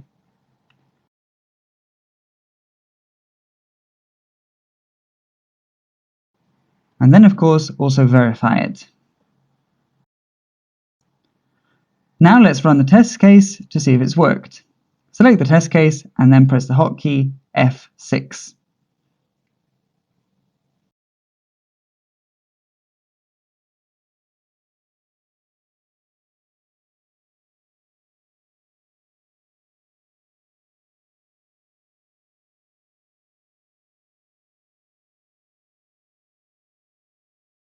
As you can see, the verification was successful. And finally, save your work.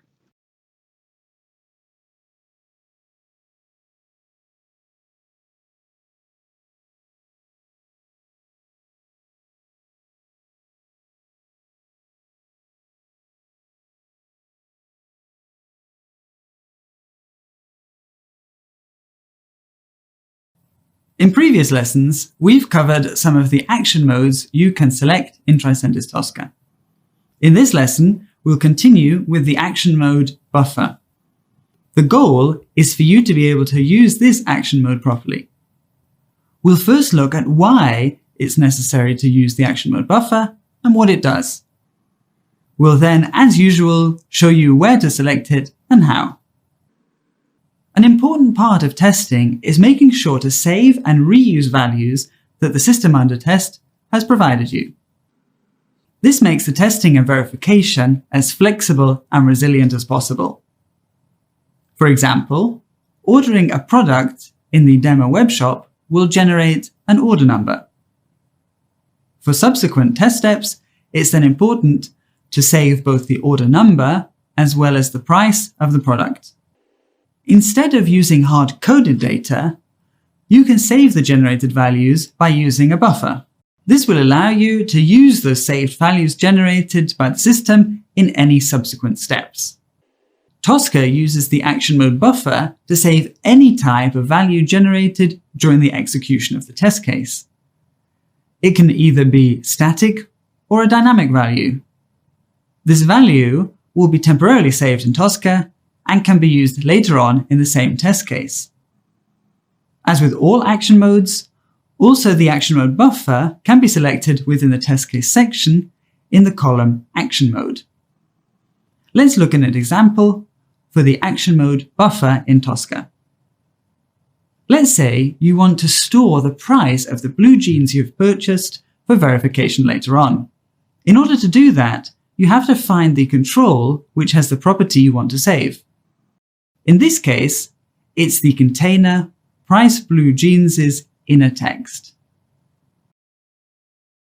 Most objects have default properties and behavior. For example, Tosca knows that text boxes have text, and it treats them accordingly. Not all objects will have default properties. This applies, for example, to divs or any other type of container. Because this is a container, you have to explicitly tell Tosca to use the inner text of the control for buffering. You can then choose a name for the buffer. This is a variable name behind which you can store the value to recall later on. It's best practice to give recognizable names to the buffers. However, it is essential that when reusing it later on, you type the name exactly as you have defined in the buffer, with the exact syntax and capitalization. Here, you can use the name price blue jeans with capital P, B, and J, and no spaces. You can then set the action mode to buffer. If you run the test step in the Scratchbook, you will get a message saying that the buffer was stored.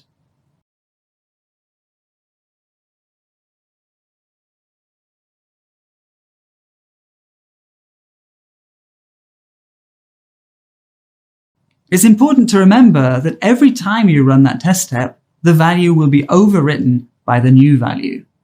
So, if it's changing in the application, the buffer will also change.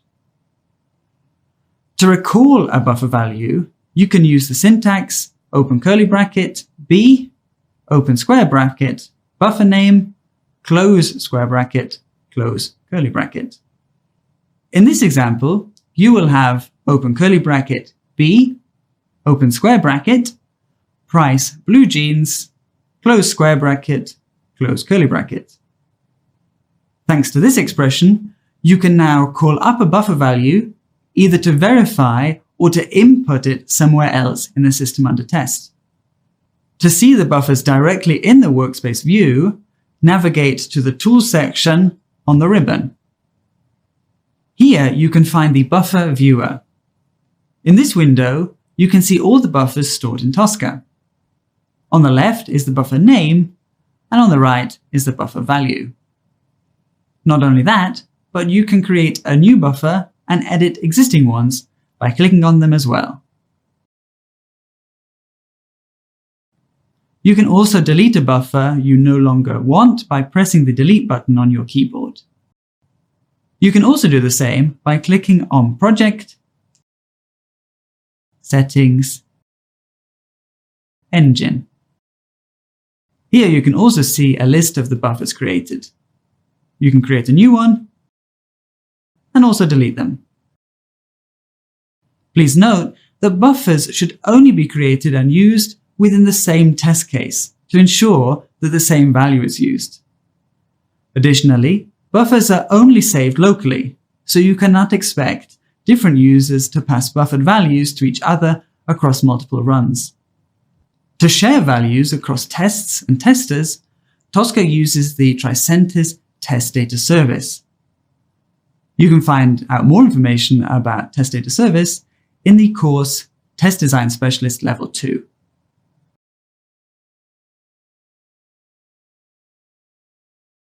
And this concludes this lesson.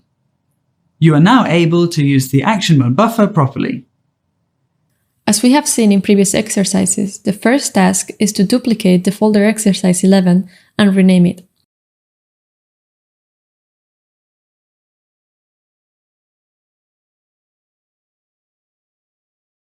Then, you can focus on the test case, expand the test step folder process and then the test step folder order product.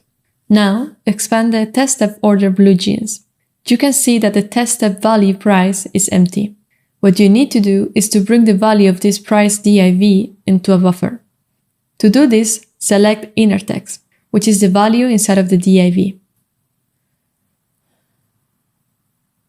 Now, you can see that it is equal. Once this is done, you can name our buffer, which in this case is price blue jeans. Now change the action mode to buffer, and you can see that the equal sign has now changed to the arrow, which means that the value from price is saved into price blue jeans.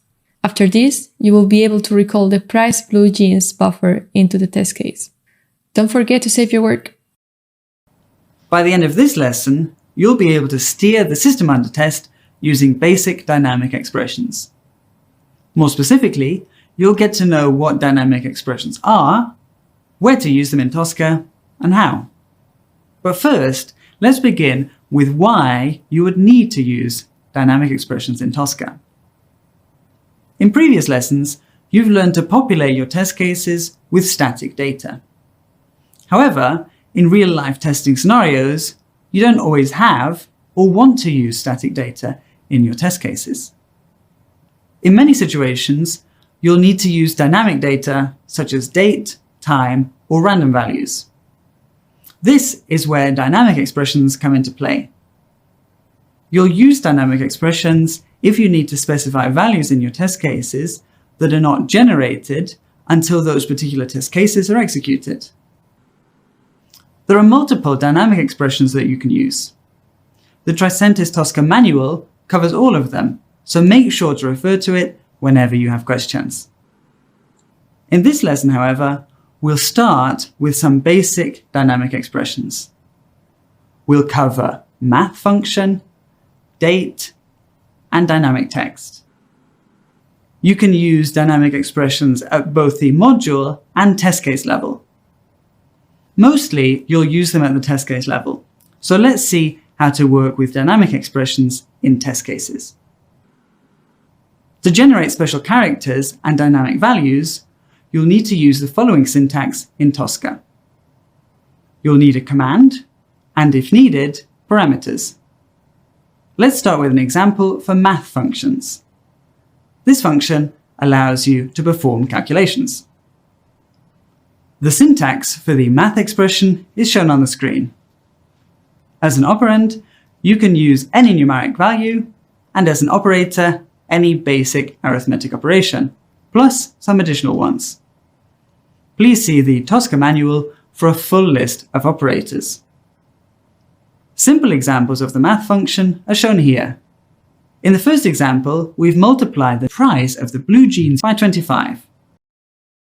In the second example, we've added 10 to the price of blue jeans. Let's now see how to generate dynamic dates. The syntax for this is shown on the screen, consisting of an expression and 3 parameters.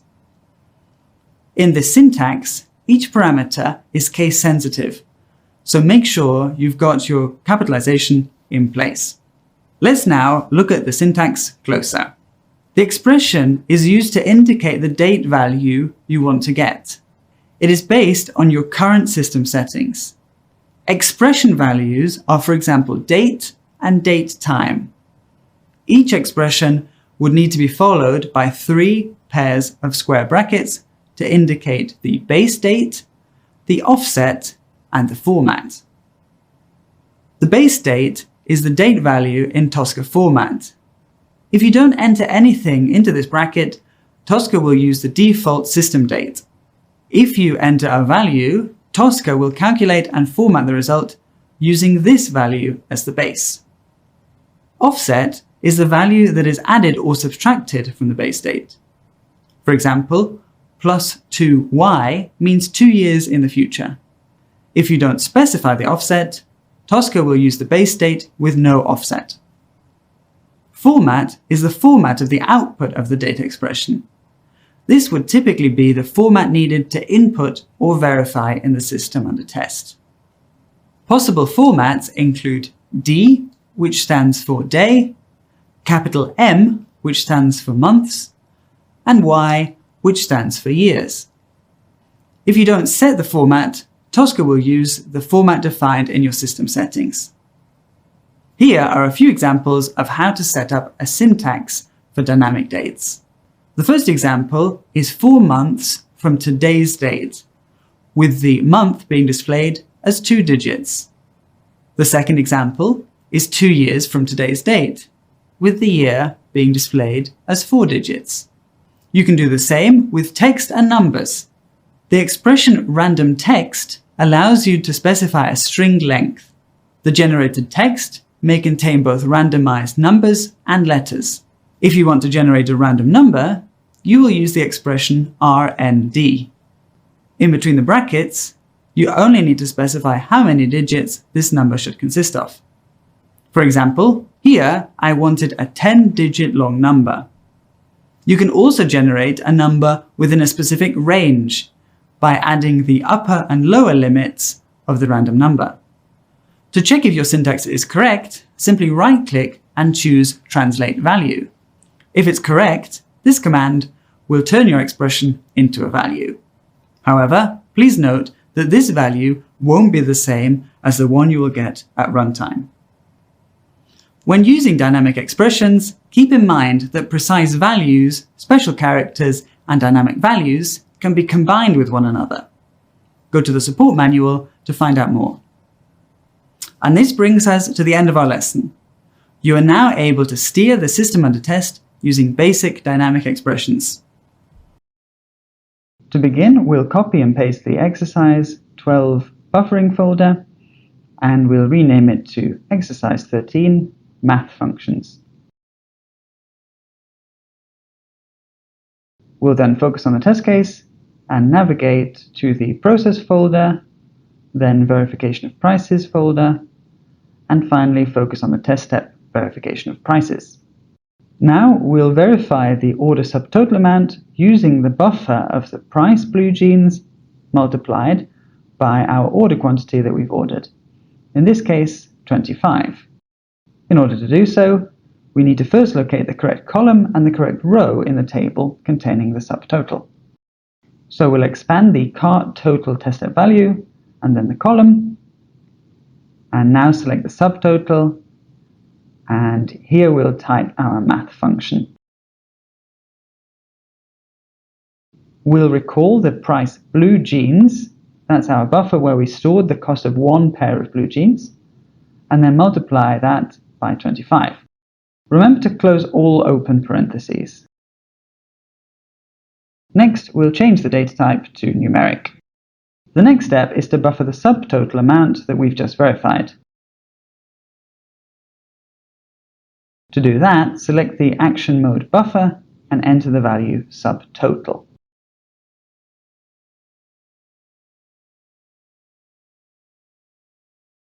Next, we'll verify our total. The total is calculated adding your shipping costs to the subtotal. Firstly, let's set the action mode to verify, and then we'll start writing our math function.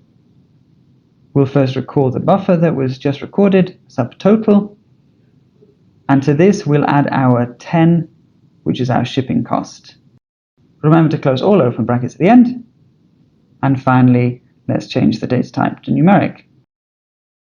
And now we're ready to run our test case in the Scratchbook.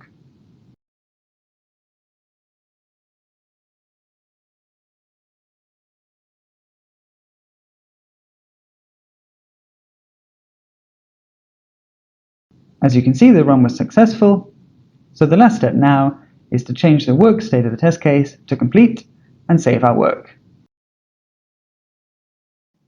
The first step in this exercise is to duplicate the folder exercise 13 and then rename it.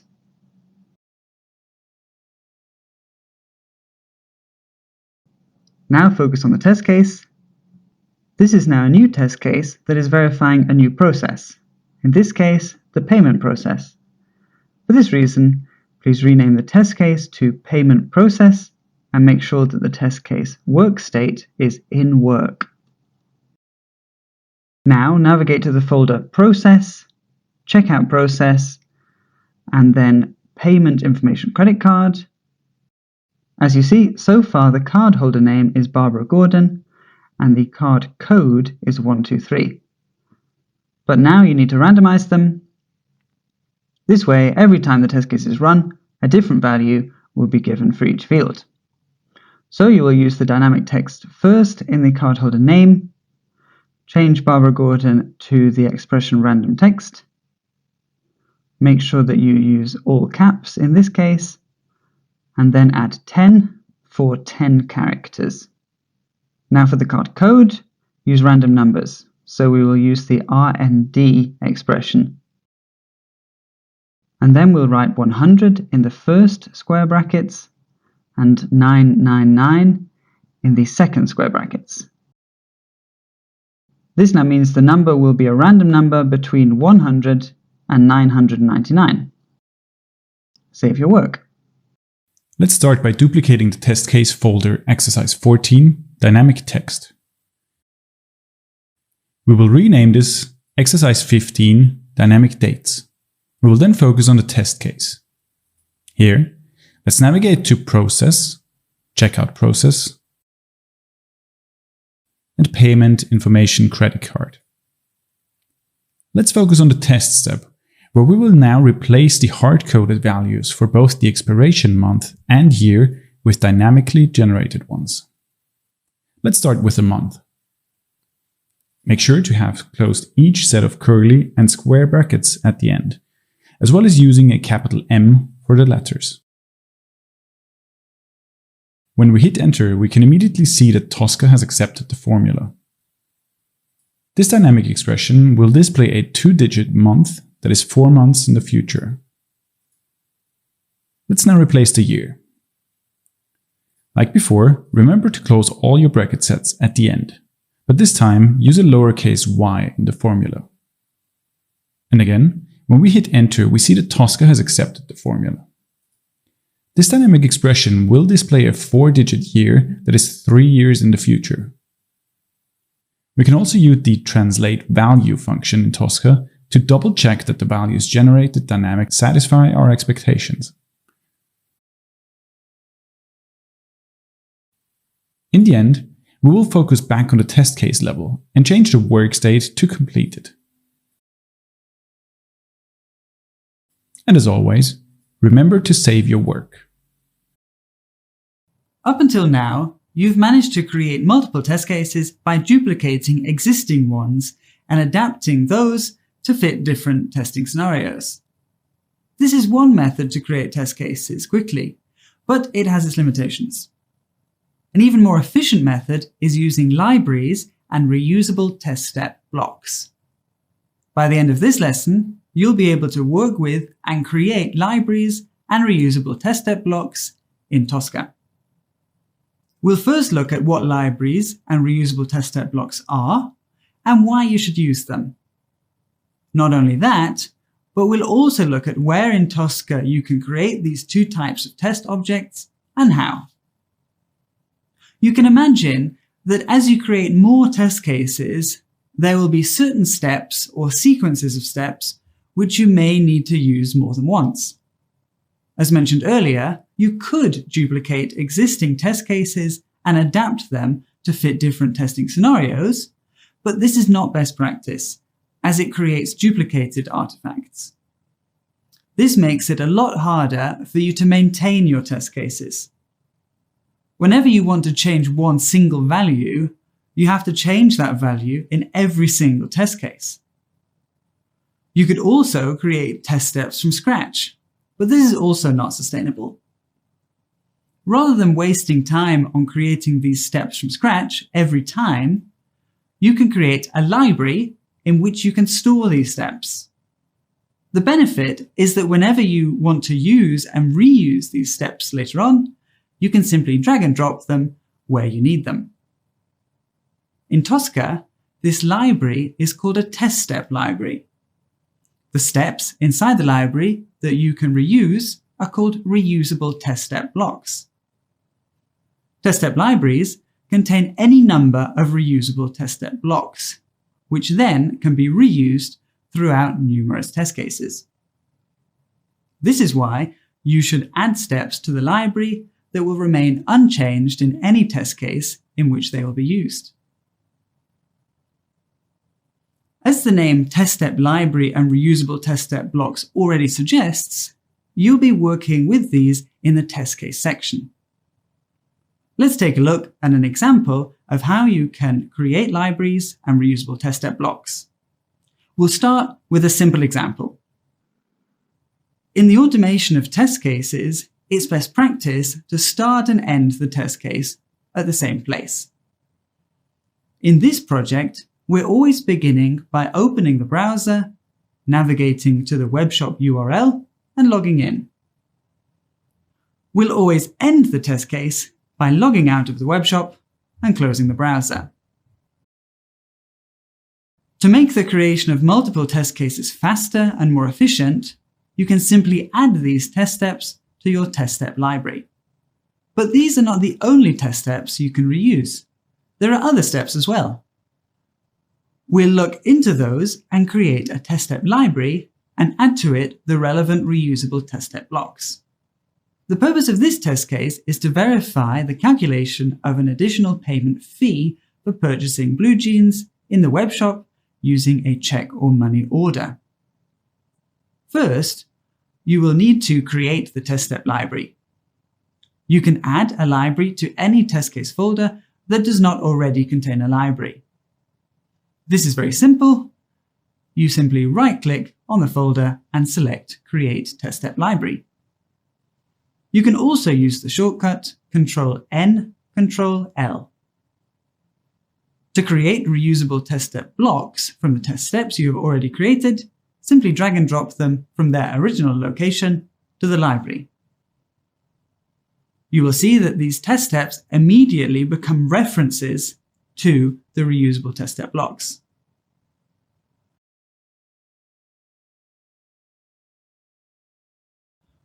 Where the original test step was located, a white arrow now appears to indicate that it is now a reference to the library. You may also notice that the reusable test step blocks in the library are automatically put in alphabetical order. To save a sequence of test steps, you can add them to a reusable test step block folder. Test steps in folders will not be rearranged into alphabetical order. And this brings us to the end of our lesson. You are now able to create and work with libraries and reusable test step blocks in Tosca. Have a go at creating your own with this exercise. First, right-click on the folder 3 in Work and select Create Test Step Library. To populate the test step library, we will drag and drop the test steps we want to be included in it. To do so, focus on the last created test case, the one we created in exercise 15. From here, we will start by dragging and dropping the precondition test step folder inside the library. We will also drag and drop every folder contained in the process test step folder, making sure not to drag the process folder itself into the library. Next, the post condition. And as always, remember to save your work. So far, you've learned to create libraries and reusable test step blocks. But how can you use them? Additionally, what do you need to do if you want to edit a step in a test case that is linked to a library? By the end of this lesson, you'll be able to create a test case using reusable test step blocks and modify a linked test case. Now, let's look at what you can do with objects that you created in the library and where to use them. We'll also look at why you might need to unlink your test objects from the library and how to do so. After creating a library that contains reusable test step blocks, you no longer need to copy and paste test case objects. Instead, you only need to add the blocks to the test case. Tosca will create a reference to the library. All these test objects, that is, libraries, reusable test step blocks, and test cases, can be found in the test case section of Tosca. After you've created a library and reusable test step blocks, the blocks can be added to a test case in the same way as a module. You can drag and drop them onto the test case and then rearrange them.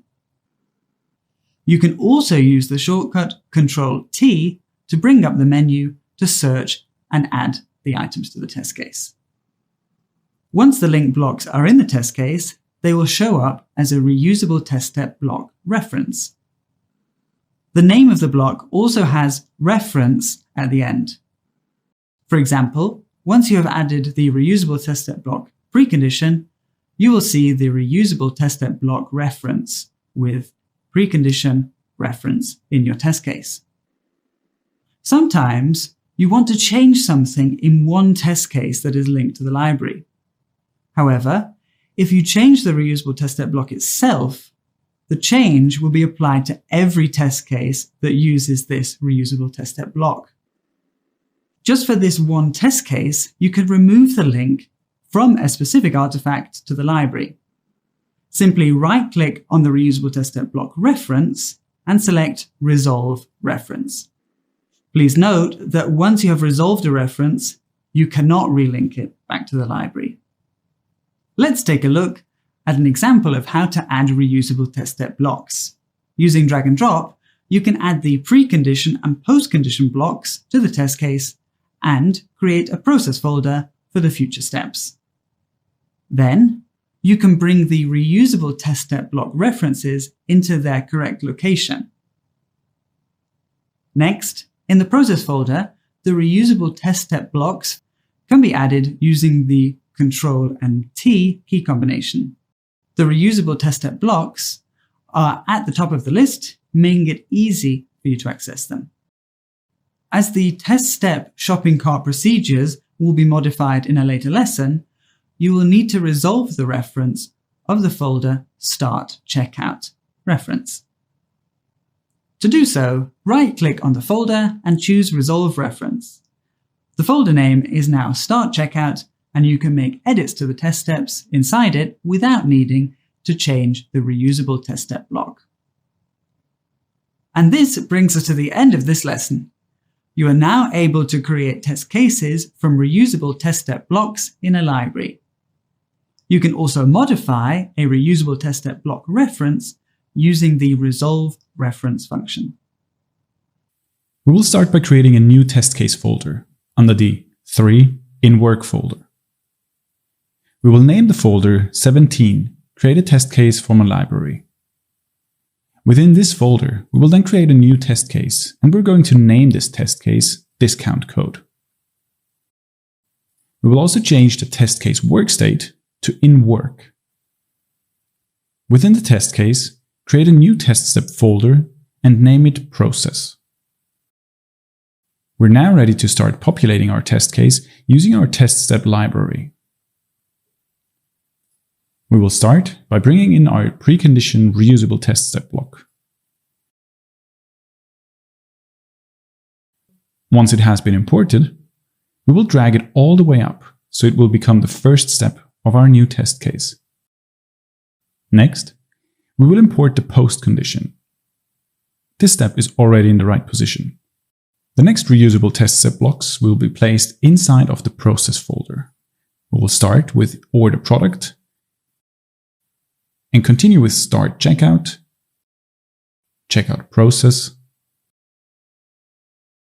verification of prices, confirmation, and last, verification of success. Make sure that your test case follows the order that you see on screen now. Next, we're going to resolve references for two of our reusable test step blocks, start checkout and verification of prices. To do so, right-click on the reference folder and select Resolve Reference. And as always, remember to save your work. There is still a lot to learn about test cases, but before doing so, let's just make a quick detour to take a look at the advanced module actions in the module section. By the end of this lesson, you will be able to rescan existing modules, merge two existing modules into one by using the functionality Module Merge, and you'll also learn how to manage the column value range for modules. And to achieve all of this, we will look into what the rescan and the module merge functionalities are, why they are important, and also how to use them. We will also look into where you can find the value range column. So let's just start with the rescan function in the module section. Rescan allows you to change modules instead of creating new ones every time you need an additional attribute. The major benefit of rescanning modules is that you can reuse modules or remap controls that can no longer be identified. For this to work, the system under test needs to be open at the page that was scanned initially. The module merge functionality, on the other hand, allows you to combine two modules together. If module attributes are duplicated in the modules, you can also link these attributes and decide how you want to identify them. The main advantage of these two functionalities is that they provide an alternative way to creating new modules every time you need to add new attributes. When you already have your attributes, you can also go to the module attribute level and add values to the value range column. The values added there will then create a list of attributes that can later be chosen from a drop-down menu in the test case section. Now, let's see a practical example of how rescan and merge module work in Tosca. For example, to apply a discount code to your order, you have to enter the code on the shopping cart page, since you don't have the discount code text box yet in the shopping cart module. Because of this, you now have to enter a discount code, for example, automation discount 2. A text appears letting you know that you have applied the discount code. You can now go back to the shopping cart module, right-click and select Rescan. This will now take you into the Xscan, where you can simply change your module by adding new attributes. Now you can select the controls that you want to add and click Save. In the value range column, For the discount code, you can add a few different discount code options. In this case, the possible discount codes to enter.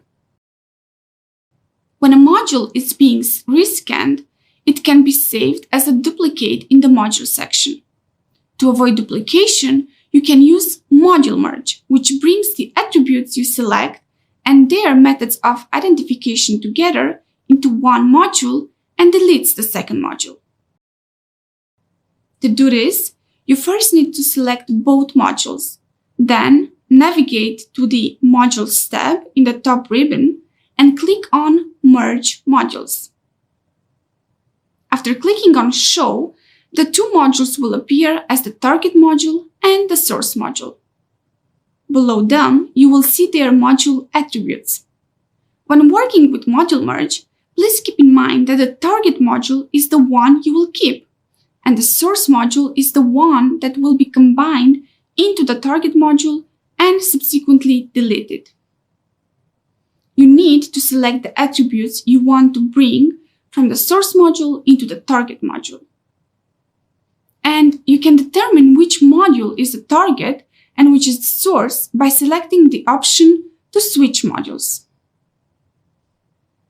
When you have identical attributes with identical properties, Tosca should automatically recognize this and link them. When you have similar attributes with different properties, they will appear as separate attributes but should show up as link candidates. You can then select whether you want to link them or not from a drop-down box. The different properties will appear as conflicts that need to be resolved before the merge is finalized.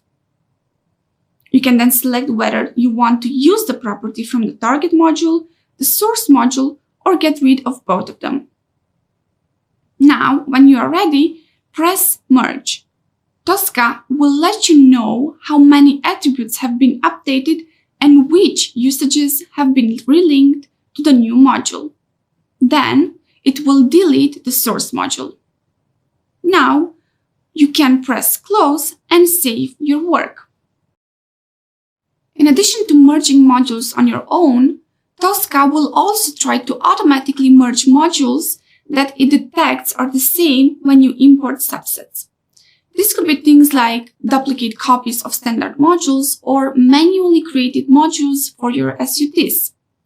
Merging these modules ensures that you don't have different copies of the same modules being used throughout your test cases. Having duplicate modules can create extra work when it comes to upgrading your modules. When you import a subset, you will be prompted to either merge, import, or cancel. Selecting Merge will automatically merge the similar modules it has detected. On the other hand, Import will simply bring everything in as is and not attempt to make any changes to existing modules. And Cancel will, of course, cancel the import altogether. Now, if you're importing a very large subset and are not sure if everything should be merged, it may be better to just import them and then merge any duplicate standard modules manually. More than likely, this will be handled by your test architect, but still, you should be aware of the process. And this brings us to the end of this lesson, and you are now able to rescan existing modules, merge modules, and also manage the column value range for modules. We will start by navigating to the demo webshop. And as you can see here, we've already logged ourselves in and added 25 blue jeans to the shopping cart. Next, we will navigate to the shopping cart and apply our discount code. Once the discount has been applied, we need to leave the page open as we will need to scan it soon. Let's go back to Tosca.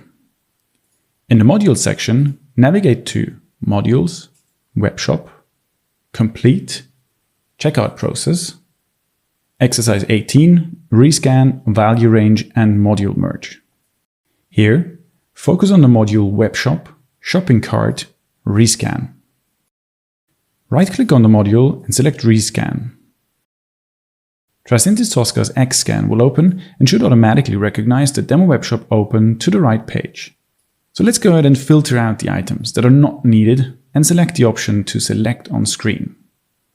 We're now going to add a series of controls to this module. We will start by selecting the Update Shopping Cart button. We will then add the coupon code text box, the Apply Coupon button, the Coupon Applied Message div, the Gift Card text box, and the Add Gift Card button. We will also need to rename some of these controls. Rename the control for the Discount Coupon text box to Enter Discount Code, the one for the Coupon Applied Message div to Coupon Applied Message, and the one for the Gift Card text box to Gift Card Coupon Code. You can now save the scan. Let's go back to Tosca. As you can see, the new controls have been added to the module. Next, we will add value ranges to the Enter Discount Code module attribute. To do so, expand the value range window and type in the new ranges, in this case, the discount codes we want to use. Make sure not to add any spaces between values and to separate each value with a semicolon. As you might have noticed, now we have two separate shopping cart modules. The one we've been using until now, and the one we've just rescanned. In order to merge them, select both of the modules, navigate to the Modules tab and select Merge Modules. In the window that appears, you will see the two modules displayed. Make sure that the module we just rescanned, that's the one with more controls, is selected as Target Module. If you need to switch modules, you can simply do so by clicking on Switch Modules. And as you can see, all common controls have already been paired automatically by Tosca. Finally, click on Merge.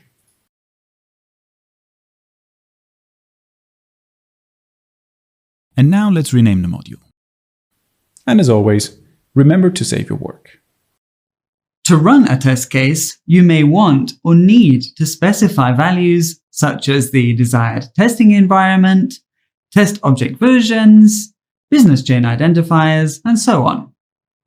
To do this, you could use predefined test configuration parameters, that is, a TCP. In previous lessons, we used the TCP browser to tell Tosca which browser to use to run the test case.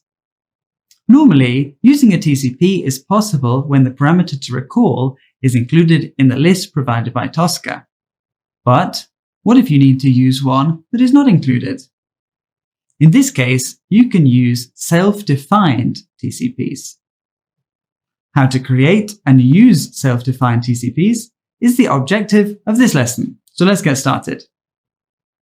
We'll take a look at what self-defined TCPs are, where and how you can use them in Tosca, and last but not least, why do we recommend using them? You may need to use a very specific parameter to run your test case. For example, your own username and password. You can do so by creating a self-defined test configuration parameter. While both TCPs and buffers are used to generate values, they're different. A buffer is generated during runtime and is stored locally. On the other hand, TCP values are generated by a tester and are stored within the repository even before the test case is run. Just as with any predefined TCP, you can also create and use a self-defined TCP on all Tosca objects that have a test configuration tab. Let's see how to add a TCP and also look at how you can create your own self-defined TCPs. For this, we'll work with an example in the demo webshop. The purpose of this test case is to apply a discount code. To verify the calculation of this discount, you can set the value for this code automation discount 2 and the value of the discount 20% as a TCP. To do so, select the Test Configuration tab, right-click on the object, and choose the option for adding a TCP. Next, create the desired TCPs.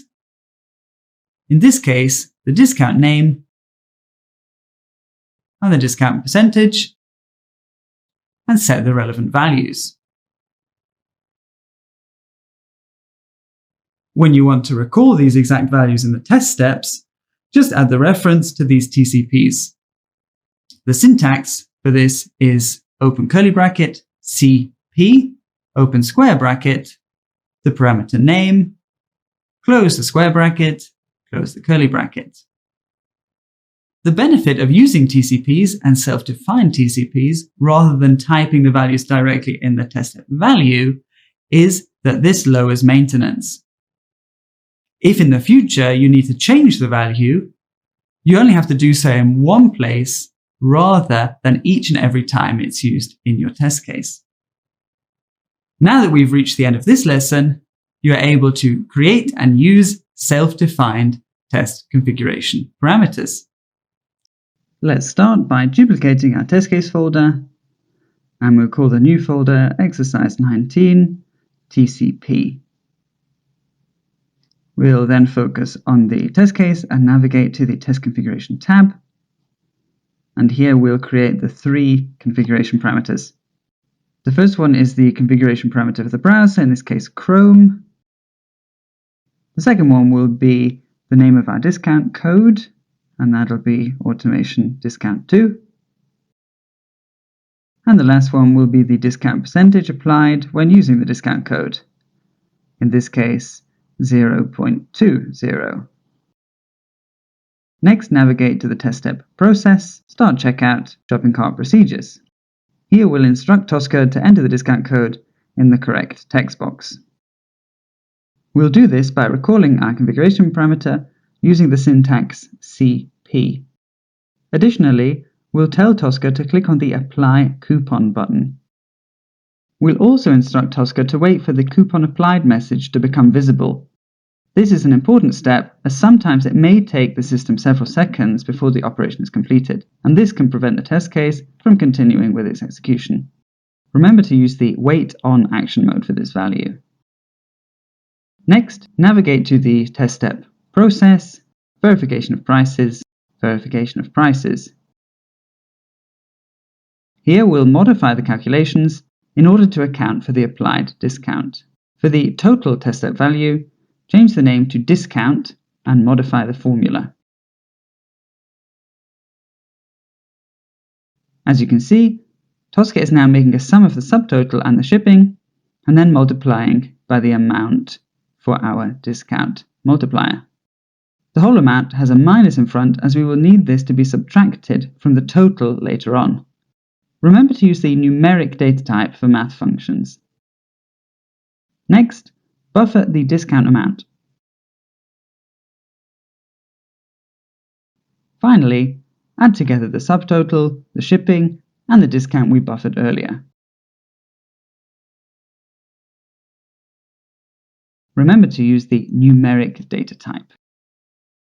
So far, you've already learned how to reuse test steps by using a test step library. Until now, any modification made in the reusable test step blocks were also applied to all references to these blocks in your test cases. Since user data varies for different test cases, it would become a problem if each tester were attempting to use the same data. Luckily, there is a solution that allows each tester to use their own user data. The solution lies in using business parameters. By the end of this lesson, you'll be able to create and use business parameters. You'll achieve this objective by looking at what business parameters are and why you should use them. In the second part of this lesson, you'll see where to use business parameters and how. Business parameters allow you to modify values in the reusable test step block references without changing the reusable test step blocks in the library. They are the business relevant elements of your test step whose values you want to steer in your test case. The benefit of using business parameters lies in easier maintenance of your test cases. They allow you to reuse the structure of your test cases set in the test step library while using your own data. As you can already tell, you'll be using business parameters at the test case level. Let's put this into context and see how you can make the best of using business parameters. In this example, you'll want to reuse the precondition of opening the URL and logging into the website. Let's assume, though, that you want the input data for URL, email, and password to change depending on which test case you run. You could add business parameters, which would allow the test to be run in the future with different user data. When using business parameters, remember that unused values will be hidden. F11 can be used to show or hide values. There are two ways to create business parameters. The first is to create them from scratch. In the library on the reusable test step block that you want to add business parameters to, right-click and select Create Business Parameters. Then simply create parameters as needed inside this used business parameters container.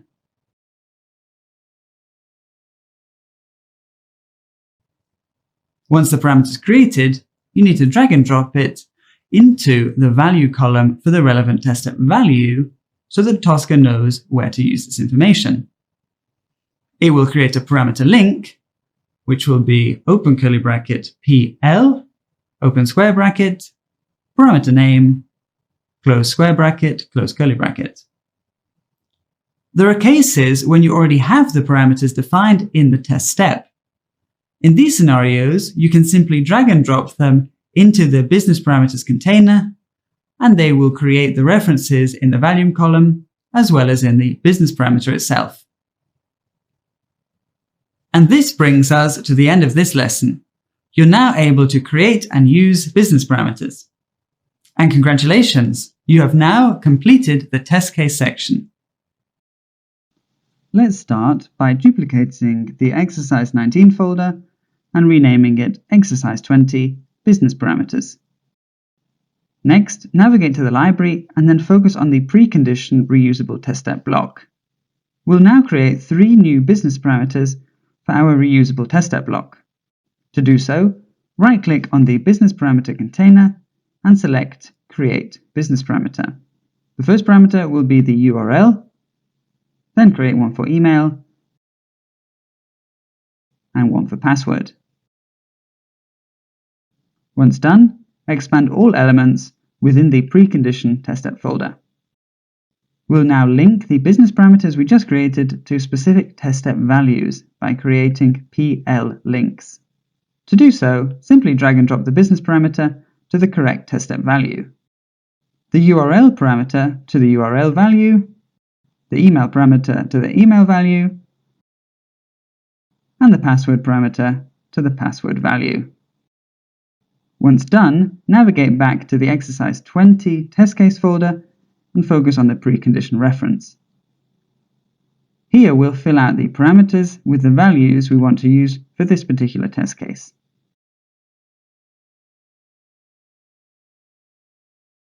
We're now ready to run our test case in the Scratchbook.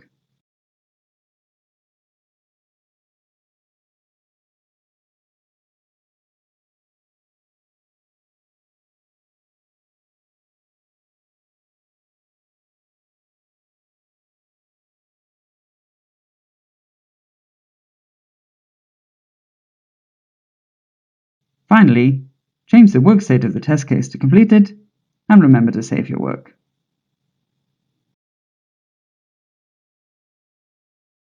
In this video, you're going to learn about execution lists. After watching this video, you will be able to create execution lists, link your test cases to the execution list, and interpret the execution results. Once your test cases are complete, you no longer want to run them in the Scratchbook, but in the actual execution list. This is why in this lesson, we're going to see what execution lists are, why are they relevant, where can you find them in Tosca, and how can you use them. So far, you've run your test cases in the Scratchbook, but we recommend using Scratchbook for trial runs only, as the results do not persist. The Scratchbook is a quick way to check if your test case will work. For a proper execution of your test cases, we recommend running them in the execution section by using execution list. But why is that? Execution lists do the important job of running the test cases and storing the results for the executed test cases. Unlike the Scratchbook, the execution lists store all historic results, which can be consulted if necessary. Another advantage is that if you have cases that take longer to run, you can use execution lists to run them unattended and even overnight. The execution list can be found in the execution section of Tosca. There, you will be able to organize your elements in execution list folders and execution entry folders. Within this, you will have your execution list, which contain a series of execution entries that need to be run. Please keep in mind that each test case is represented as an execution entry and can only exist once within each execution list. Let's see now how you can run the test cases in your execution list. First, you will create the execution list by dragging and dropping the test case from the blue section onto the corresponding execution list in the green section. If you drag and drop individual test cases into the execution list, you will have to add or delete any new test cases manually into the execution list. If you drag and drop a test case folder, you can simply use right-click, synchronize on the execution list to update it to match the current state of the folder in the test cases section. Once they are linked, you can run execution list and let Tosca do its work. To run a test case more than once, you can modify the property repetitions of an execution entry folder or an execution entry itself. There are three options for executing the execution list. First, we have run, which automates the test cases in the execution list. Then we also have run from here, which will start running from the selected execution entry and continues until the end of the execution list. And the last one, which is run as a manual test case, which, as the name says, will only be used for manual tests. If there are individual test cases in the execution list you do not want to run, you can right-click on this and choose Disable from the context menu to exclude them from execution. If test configuration parameters are set both on the test cases and the execution list, the TCP set on the execution list will override the one set on the test case.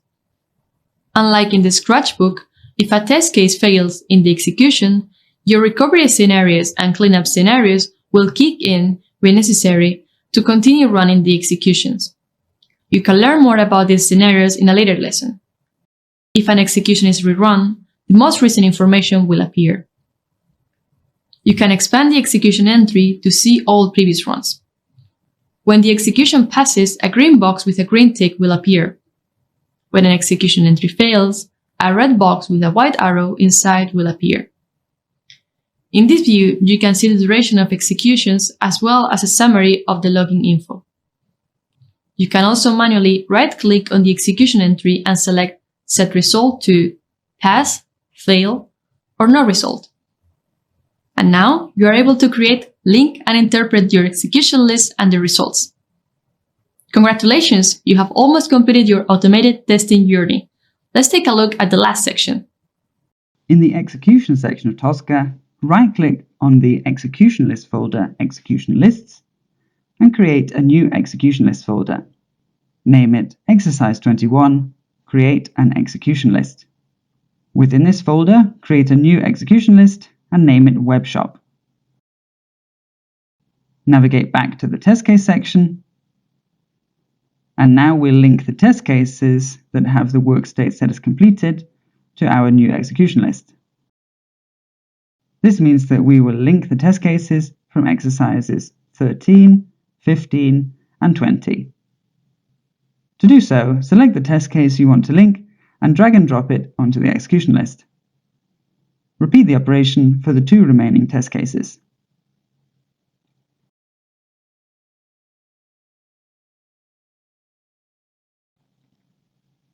We're now ready to run our execution list.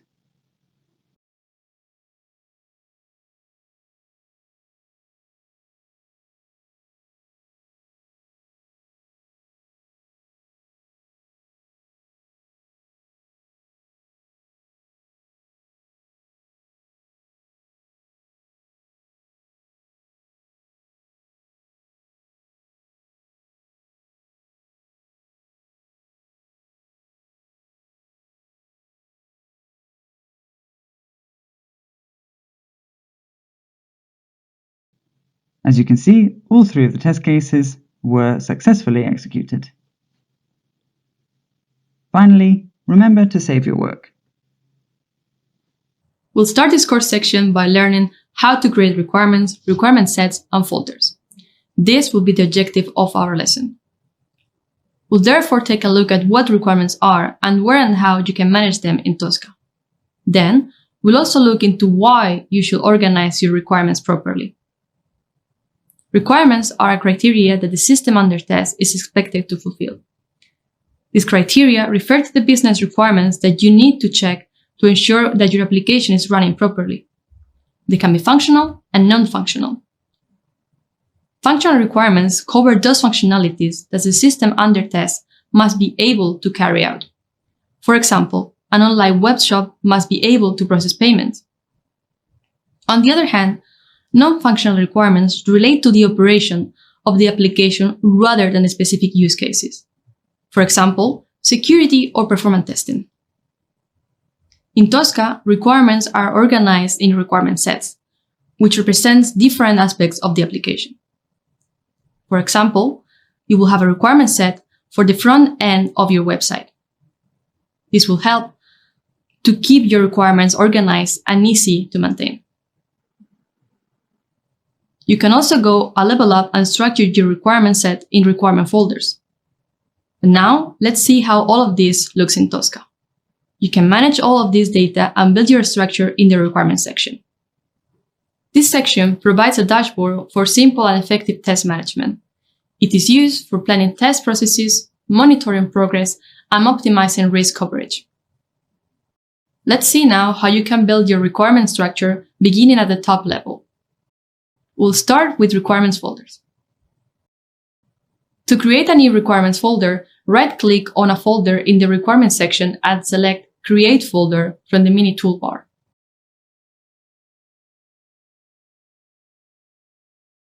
You can also click on Create Folder in the Requirements dynamic ribbon menu.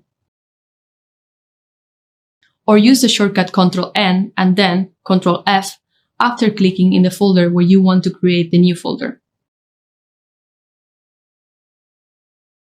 To create a requirement set, right-click on a requirements folder and select Create Requirement Set from the mini toolbar. Last but not least, to create a requirement, right-click on a requirement set and select Create Requirement from the mini toolbar.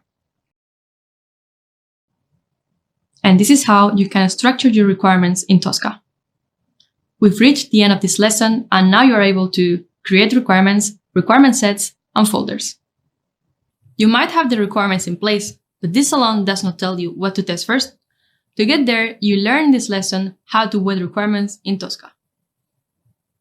We'll look at what does it mean to web requirements and where and how to do so in Tosca. But first, let's start by looking into why we need to web requirements. Prioritizing your test cases is crucial for your testing process. Why is that? Well, some requirements carry more business risks than others. This means that if they were to fail, the impact for the application and the business overall would be greater than in most other cases. For example, if the demo webshop will fail to allow you to pay for your ordered items, the risk associated with that error will be much higher than if the shop will offer the possibility to sign up for a newsletter. To be able to test what's most important, first you need to assess the risk related to each requirement. The Pareto principle says that 80% of your risk comes from 20% of your application. If you take a risk-weighted approach, you can prioritize your testing to cover most of the risks. To make sure that you are taking a risk-based approach, you can specify the level of risk and importance of all aspects on your project. In Tosca terminology, that means that you can weight your requirements. This will allow you to lower the risk that a release of your application will result in losses or damages. Tosca allows you to do just that. You can weight your requirements in the requirements section. Let's now take a closer look at that and also see how you can assess the risks. In Tosca, the weight for each requirement is calculated based on two values, the frequency class and the damage class. The frequency class column shows you how often each requirement is expected to be used. The more frequently it will be used, the higher the weighting. The damage class, on the other hand, is related to the degree of financial risk associated with each requirement. These weightings typically will come from the business analyst. Weights are scaled for both frequency and damage classes. You can enter integers between 1 and 10.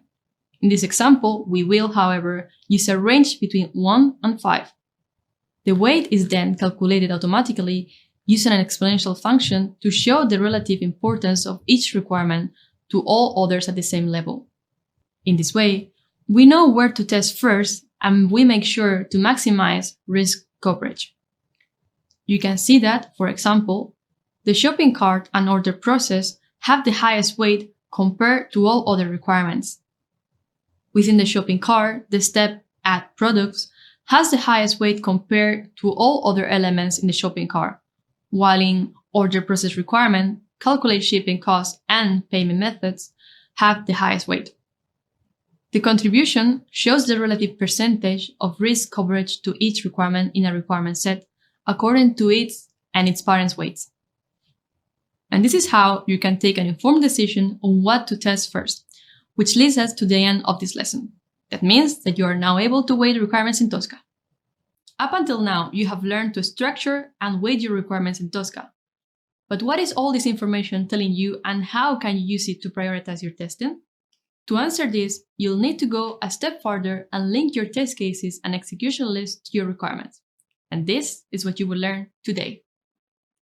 More specifically, you'll learn what does it mean to link test cases and execution list to requirements, where and how to do so, and what's the purpose of it. Why should you link your requirements? Let's start from the back. By linking your test cases and execution list to your requirements, you will get an overview of the progress and the state of your entire project. Remember, no test case should be created that does not cover a requirement. This will also allow you to see the execution results more vividly. That is, which test cases that were linked to high-risk requirement pass or fail in the execution. To be able to do so, you need to open the following sections in Tosca: Requirements, Test Cases, and Execution. Let's see how it's done. We'll start with linking test cases first. To link test cases to requirements, drag and drop your test cases or template instances to the relevant requirement. As soon as a test case is complete, it should be linked immediately to the corresponding requirement. As mentioned before, it is also crucial to link your execution list to the relevant requirements. To do so, just drag and drop the execution lists which are related to the test cases you linked earlier to the requirement set. In this way, Tosca will automatically link them and display the execution results along with the corresponding requirements. By doing this, we will be able to have an overall view of the state of your project. We can see how much of our requirements have been tested in the execution state column and how much of our requirements have been specified in test cases in the coverage specified column. And that's how you link your requirements to the relevant Tosca objects, be it test cases or execution lists. This marks the end of our section. Let's revise our objectives for this section. You are now able to create requirement sets, weight your requirements, and link this to your test cases and execution lists. And you're done! Congratulations, you have completed all 5 sections of the automated testing journey in Tosca.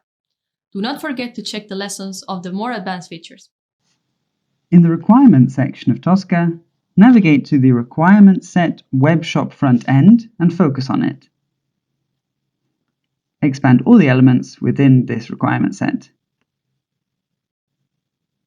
Next, enter the split screen mode by dragging and dropping the Requirement section on the side panel window. In the left panel, focus on the test case section.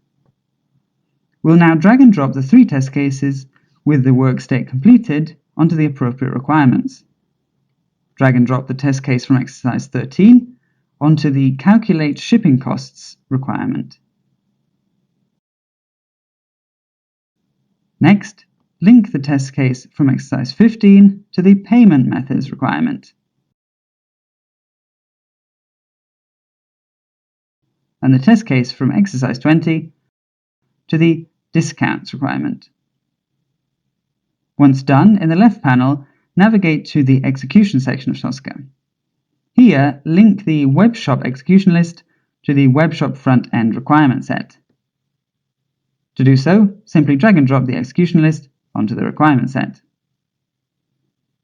Once this is done, right-click on the requirement set and select Update Outdated Values. If we go back to the full screen mode for the requirement section, you can see that both coverage and execution state have been updated for the requirements with linked test cases. Finally, remember to save your work. This lesson is all about working in multi-users environment in Tosca. By the end of this lesson, you will be able to log into a multi-user environment and use the check-in and check-out functions to log test artifacts while working on them. You will first see what a multi-user environment is, why it is relevant for a team of testers, where you can create a connection to existing multi-user environment, and finally, how it allows multiple users to work in the same repository. So, let's dive right into it. A multi-user environment, also called common repository, is used when several people need access to the same repository. Having a multi-user environment is a great advantage for any testing project. It allows different testers to access the same workspace at once to share artifacts and requirements smoothly. Additionally, thanks to the check-in and check-out functions, this can be done free of conflicts. You can create a connection to a common repository through the Create New Repository workflow. Once a connection is made, you can access the repository just like any other repository in your machine. Let's see now how working in the multi-user environment looks like. From the Create New Repository screen, select the database that is associated with your multi-user environment from the Type of Repository dropdown. You may need to get this information from administrator along with the connection information. Once you have connected to the workspace, you will be prompted login with your username and password that was created by your test architect. In your workspace, navigate to the Home section and click on Update All on the ribbon. This will refresh your workspace and will reflect all the information entered in the common repository since your last update. You can see if others are working on something when you go into your workspace. For example, here in the Modules section, you will see a red icon, which means that someone has checked out this object and is working on it. We see that also the subsequent objects have been checked out because they also have a red icon. When something has been checked out, the red icon indicates that you will not be able to do any changes or add any new modules to any folders while they have this icon. The object is, in other words, locked. However, even when an object is checked out, you can still use it. You can, for example, drag and drop the checkout modules to your test cases or run test cases in the Scratchbook. You can also execute the test case in the execution list. If you want to get a better overall view of the project as a whole and what's currently logged out, you should try using the Project tab. By default, this tab isn't there when you create a project, but you can simply add it by going to the Home section of the toolbar and clicking on Project. This will create a new window that you can drag and drop on the bar with your other Tosca sections. The project view shows all Tosca sections under one folder, allowing you to see content in multiple sections at the same time. Let's see now a different example. Say that you want to create a test case. To do so, you will need to right-click on this folder and then click on the checkout symbol. You can also do this by clicking Checkout in the ribbon. Now, a green icon will appear, meaning that you have checked that object out and you can now make changes to the object. For all checked out objects, you can also click on Show Checkout Details within the context menu to access information on which user has the object checked out and for how long. This means that while you are working on this object, the rest of the users won't be able to change in these objects. For objects that are not checked out, you won't see this option. You can click again on the folder that you check out, and from there, you can create a new test case. This new test case has a white icon next to it. White means that the object has not yet been updated to your Tosca project database. Once you finish working with the objects, you can check them in, which will free them up for other users to work on them. You can see here that although these modules are checked out by another user, you're still able to use them for your test case. So remember, no matter if an object is being checked out or not, you will still be able to use it for drag and drop operations, such as adding a module to a test case or adding a test case to an execution list. And this brings us to the end of this lesson. Now you're able to log into a multi-user environment and use the check-in and check-out functions to log test artifacts while working on them. In this lesson, you will learn about conditional statements and loops within Tosca.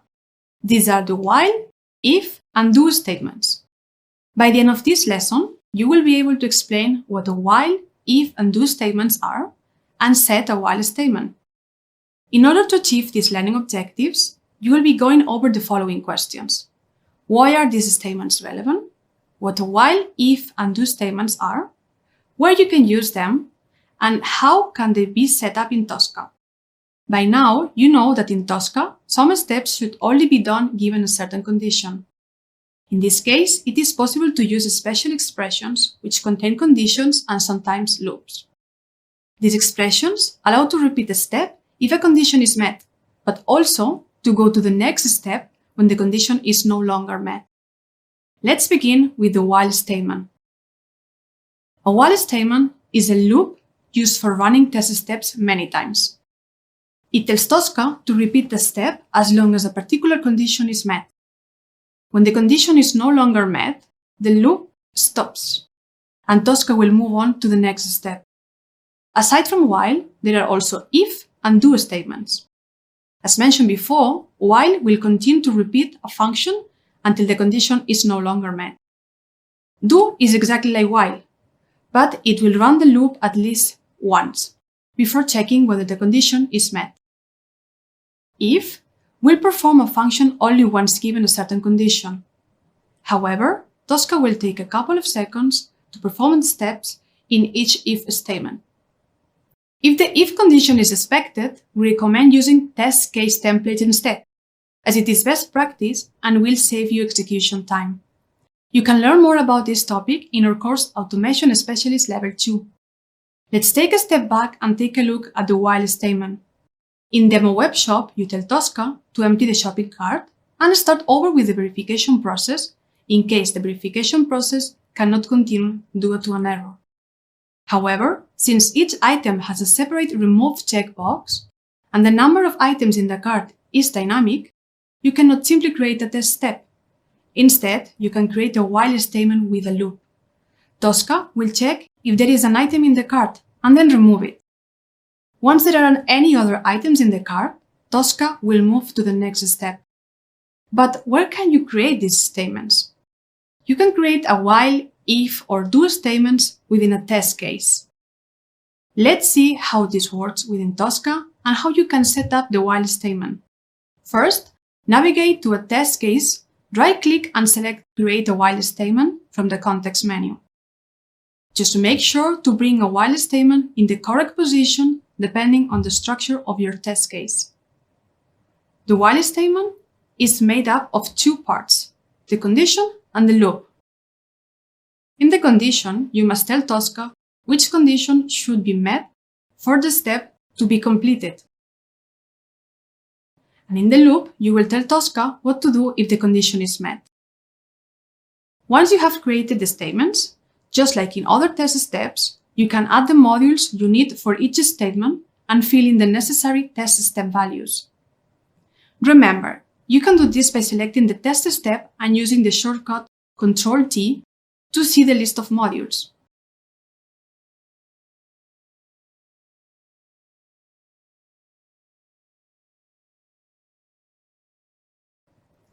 Following the example given before, you want to ensure that the shopping cart table exists in order for the loop to kick in. You can then instruct Tosca to remove the last product from the cart in the loop. This means that every time Tosca sees the shopping cart table exists, it will continue performing this loop until there are no more products. You can set up how many times the loop should be repeated in the Properties tab. By default, the loop is set to be repeated 30 times. This while statement is actually a test step, which can be added to any test case or recovery scenario, which we will talk about in the next lesson. If you wish to see a graphical representation of the flow or path of your test steps, click on the Control Flow Diagram tab. Here, you can see how Tosca checks whether a condition is met, yes or no, and then determines which path to take. And this brings us to the end of this lesson. You're now able to explain what the while, if, and do statements are, and set up a while statement. As you can see, we have already created our Tosca workspace using the additional material-based.tsu subset. We will now start in the test case section by focusing on the library. Within this library, create a new reusable test step block. We will call this Empty Shopping Cart. Within this new reusable test step block, we will then add 4 modules. We will add the Webshop top menu module 3 times. The first time, we will rename the resulting test step to Navigate to Cart. The second time to Log Out. And the third time to Wait until logged out. Lastly, we will add the standard module Close Browser and rename the resulting test step to Close Webshop. It is now time to add the test step values to the test steps we have just added. Add an X for the test step value Shopping Cart in the Navigate to Cart test step. Add a second X for the test step value Logout in the Logout test step. For the test step value Login in the Wait until logged out test step, use the drop-down menu to enter the value visible equals true with the action mode Wait on. Lastly, enter demo asterisk for the test step value title in the test step Close Web Shop. Now focus back on the Empty Shopping Cart reusable test step block. Right-click on it and add a while statement.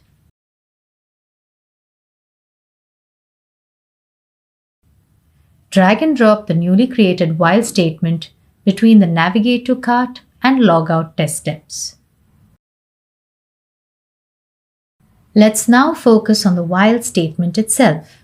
For the condition, add the module Webshop Shopping Cart. Rename the resulting test step to Verify Table Exists.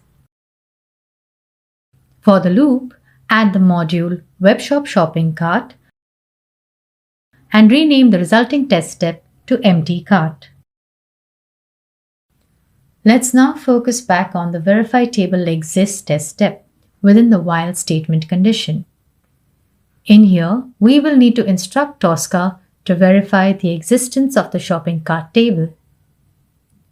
As you can see on the SUT, whenever the shopping cart is empty, the table disappears completely. Use the drop-down menu to enter the value exists equals true and set the action mode to verify. Now focus on the empty cart test step in the while statement loop. For the value shopping cart products, leave the value cell empty and set the action mode to select. Now select the row named $1 from the drop-down menu. Also, for this value, leave the value cell empty and set the action mode to select. Now, select the cell named Remove from the drop-down menu. Again, leave the value empty and set the action mode to select. For the Remove checkbox value, set the value to True and make sure that the action mode is set to Input. Lastly, add an X for the test step value Update Shopping Cart. The reusable test step block is ready to be run. However, we will need to prepare the SUT before we can do so. While you are logged into the demo web shop, add a series of items to the shopping cart. Do not close or log out from the demo web shop. Now, we can run the reusable test step block in the Scratchbook. As you can see, Tosca will navigate to the shopping cart, verify that the shopping cart table exists, and then proceed to empty it one item at a time until the table itself disappears. It will then log out from the application and close the browser tab. Now, remember to save your work. You have already learned about loops and conditions. In this lesson, you will see how to set up recovery scenarios. By the end of this lesson, you will be able to create and use a recovery scenario. This lesson will help you meet this learning objective by answering 4 basic questions. Why are recovery scenarios useful and time-saving? What are recovery scenarios? Where can you apply these scenarios in Tosca? And how can you enable and create recovery scenarios for test cases? Let's begin with why recovery scenarios are useful and time-saving. You may have already realized that, as you run the Scratchbook in previous exercises, problems can occur while running test cases. For example, a random pop-up might appear, or a test case might not execute properly. Imagine if you had hundreds of test cases to run. You will not want to react manually every time this happens. Instead, you can use a recovery scenario, which will create instructions for Tosca so it will know what to do and recover the test case. So, what is a recovery scenario? Recovery scenarios are instructions that tell Tosca what to do in order to recover a test case that might have failed while running a test during the final execution. If a recovery scenario is run successfully, Tosca will retry the test case according to the retry level set. If the recovery scenario fails, Tosca will go into the next recovery scenario available. Where in Tosca can you apply these scenarios? Recovery scenarios can be added into a recovery scenario collection, which can be added anywhere within the test case section. The collection will affect any test case below it in your folder tree. The level in which you have added the recovery scenario can be seen in the value called retry level and can be specified on the property tab of the recovery scenario. This can be either test case, test step, or test step value level. This will tell Tosca, in the event of a problem, how far to go back to the reattempt running test case. Please note that recovery scenarios will only kick in when the test case is executed from execution list, not in the Scratchbook. Now let's move to Tosca to learn how to enable and create recovery scenarios for test cases. Before you get started, you will need to make sure that the recovery settings are enabled. To do this, navigate to Project, Settings, T-Box, Recovery. The first 3 define if dialog failures, exception failures, and verification failures should be recovered. Please keep in mind that verification failures might point to actual errors in your system under test. The last 3 define how often specific recoveries should be tried according to the set retry level. All those settings might be set as test configuration parameters on test case or test case folder level. This will then override the recovery scenario settings. Once you have enabled recovery, you need to create a recovery scenario collection in your test case. You will do so by right-clicking on the level where you want the recovery scenario and then selecting Create Recovery Scenario Collection from the context menu. This can be found under the ellipsis button on the icon bar of the context menu. You can also use the shortcut Ctrl-N, Ctrl-R. Now, you can right-click again on the collection and create a recovery scenario. Make sure to set the retry level on the Properties tab. You can now add any steps you want into your recovery scenario. You can either drag and drop a test case or use the shortcut Ctrl-T to look for any module or reusable test steps folder you want to add. Recovery scenarios can be filled with any test steps you would like, but ideally, you use them to get your SUT back to a state in which it can complete the test case.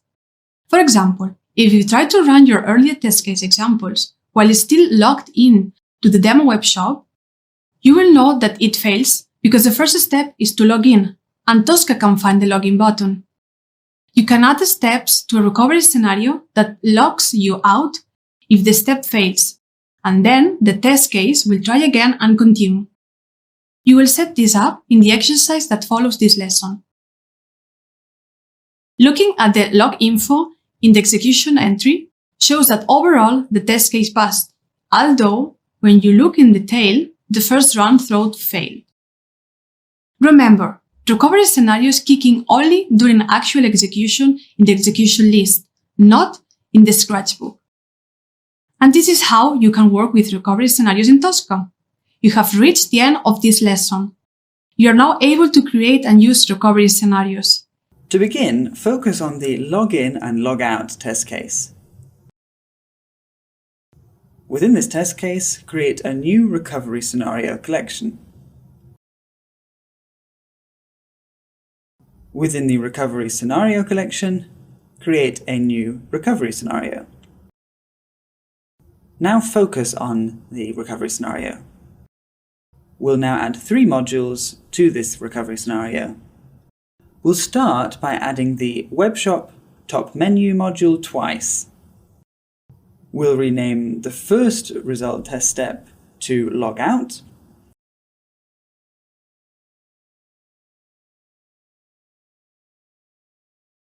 and the second one to wait until logged out. We'll then add the standard module close browser, and we'll rename this one to close webshop. Now it's time to add the test step values to the test steps that we've just added. Add an X for the test step value logout in the logout test step. For the value login in the wait until logged out test step, use the drop-down menu to enter the value visible equals true with the action mode wait on. Lastly, enter demo asterisk for the test step value title in the test step close webshop.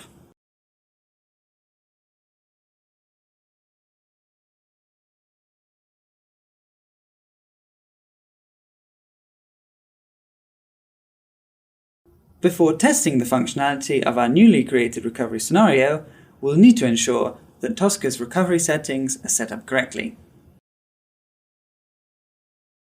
So navigate to Settings, T-Box, Recovery.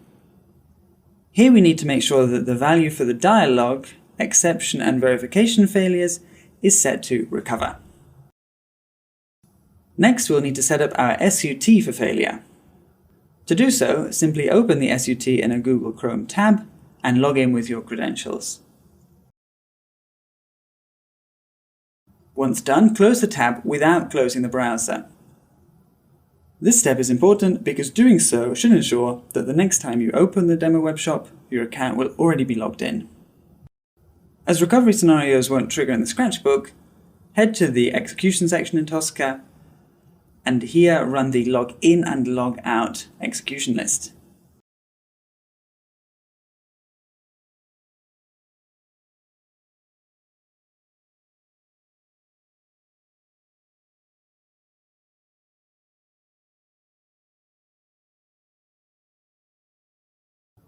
As you can see, Tosca could not log into the SUT as the login button was missing.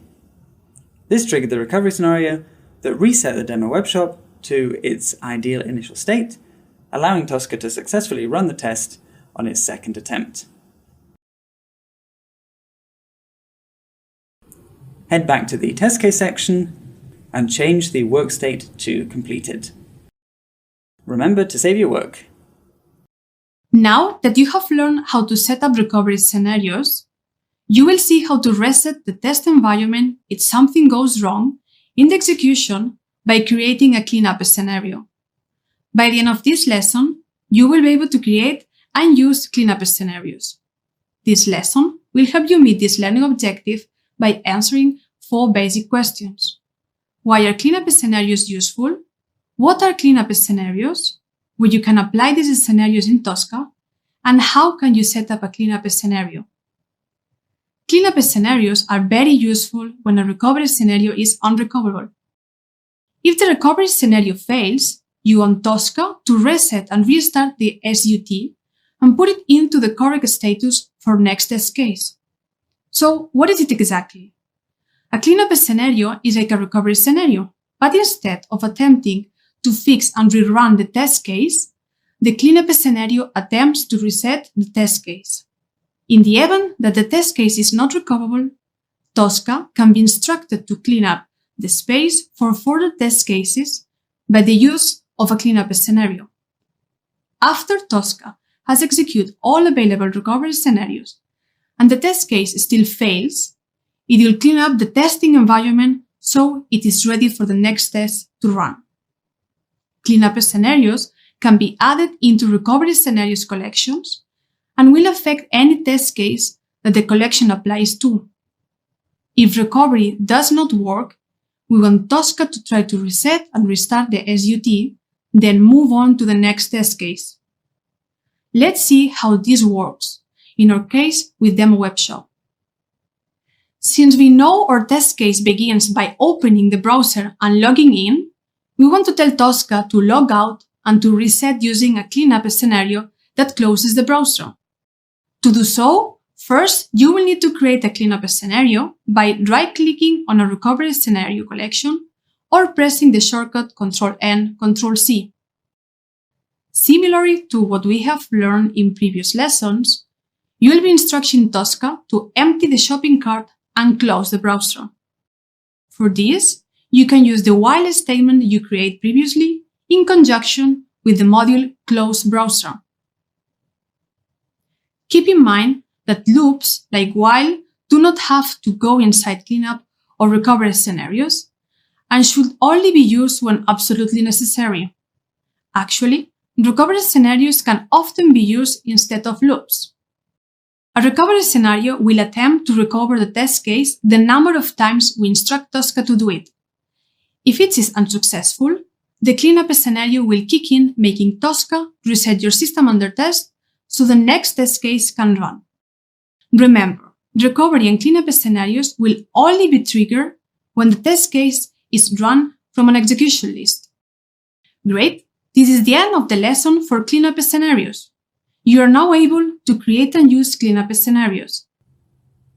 Let's start by focusing on the test case root folder, right-click it, and create a recovery scenario collection. Within this recovery scenario collection, create a cleanup scenario. Now drag and drop the reusable test step block empty shopping cart to our newly created cleanup scenario. We'll now have to trigger a test case run failure in order to see our cleanup scenario in action. To do so, focus on the cleanup scenario test case.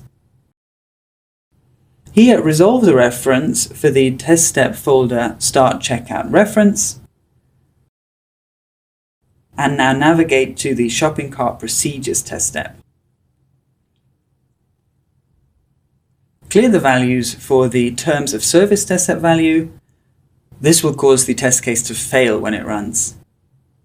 Very much like the recovery scenarios seen in the previous exercise, cleanup scenarios cannot be triggered while running tests in the scratchbook. To see our cleanup scenario in action, head to the execution section of Tosca and run the cleanup scenario execution list.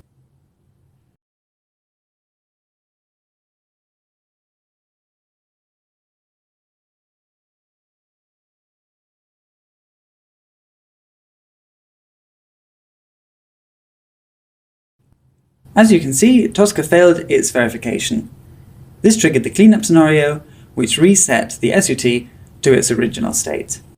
Head back to the test case section, focus on the cleanup scenario test case, and change the work state to completed. Remember to save your work. In this lesson, we will look at one of the advanced features of Tosca, called dynamic comparison. Once you've completed this lesson, you will be able to set up and use dynamic comparison. We will start by looking at what dynamic comparison is and why it is used in Tosca. We will also see where it is applied and how. Dynamic comparison is a feature within Tosca that allows you to verify a portion of a string that is static while buffering another portion of the string that may be dynamic. The buffered portion is also referred to as an X-buffer, and it is represented by curly bracket XB, close curly bracket. X-buffer helps you to verify strings with dynamic elements as well as simultaneously buffering elements within the string so you can utilize them later on in your test case. This is particularly useful when you're trying to buffer an order number or a confirmation number from a success message, while at the same time verifying that the SUT displayed a static success message.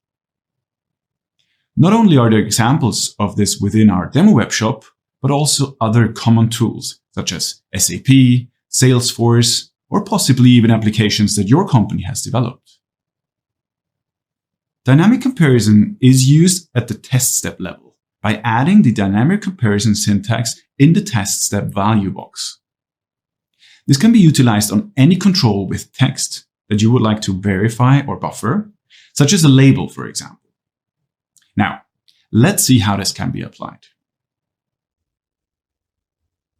On the order successful page, we receive a message number with the string order number : and then the number of the order that we just placed. The text order number : is static, but the number itself changes. So in order to verify that this message appears, we can't simply verify the entire string because the order number will be different each time we run the test case. So instead, we can use the X-buffer to exclude the order number from the verification and buffer the order number into Tosca at the same time, so that we can use it later on in our test case. You want to buffer the order number so that when you want to reorder, Tosca can use that saved order number to find it. So in order to do this, we can use dynamic comparison by typing order number : as well as a buffer name into the square brackets of the X-buffer syntax. So this way, Tosca only stores the order number in the buffer. So our syntax for this test step value will then look like this: order number : open curly bracket, XB, open square bracket, order number, close square bracket, close curly bracket. And then you set the action mode to verify. We do this because Tosca will first verify that the static text exists before saving the buffer. And do keep this in mind because that's why the X-buffer notation will not work if you set the action mode to buffer. If you didn't type in order number : Tosca would store the whole string in the buffer. And similarly, if you were to use a normal buffer here, you wouldn't just buffer the order number, but the whole string. That's why both of these options would make it difficult to search for the order number later, because you would need to figure out how to remove the order number text from the buffer after you've saved it to Tosca. And this is why you must use a combination of text and the X-buffer to only buffer the portion of the string that you want. And this brings us to the end of this lesson. You're now able to set up and use dynamic comparison. We start this exercise by navigating to the exercise folder Dynamic Comparison, Verify Order Number. So let's focus on the test case. Within the test case, we navigate to the process folder, and in here, we will have to resolve the reference to the folder Verification of Success _reference. We can now focus on the folder and then on the test step within it. For the order number test step value, we will now set the dynamic buffer. And to do so, we start by selecting the action mode Verify. We then click on the downwards arrow in the value column. And in there, we select inner text. As an operator, we'll leave equals equals. And on the right cell, we will enter the syntax to record the X buffer. And the correct syntax is open curly bracket, XB, open square bracket, order number, close square bracket, close curly bracket. And we're now ready to run the test case in the Scratchbook.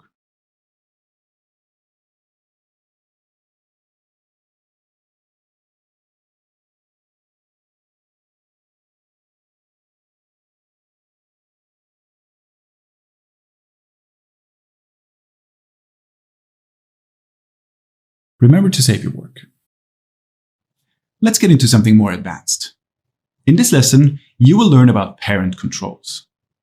And by the end of this lesson, you will be able to identify controls by their parent control.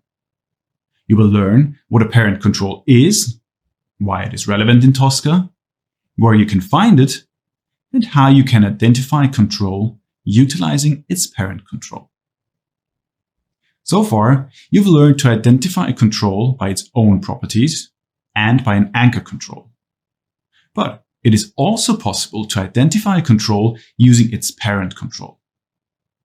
Simply put, the parent control is the control that is higher up in the object tree and within which the control that we actually want to use is located. You can use tables and containers as parent controls, for example. Parent controls allow us to identify objects that were previously not uniquely identifiable or unidentifiable entirely based on their technical properties alone. An example may be that we have multiple controls that may have the same properties but are located in different sections of our SUT. So, by identifying which section of the SUT the control is found in, Tosca can uniquely identify that control. Let's take a look at the homepage of the demo webshop. We have two menus containing the shopping categories, on the left and the top of the page. So, let's say you want to select specifically the books link on the left-hand side of the page. It would be really tough to uniquely identify that control because it is nearly identical to the control at the top of the page.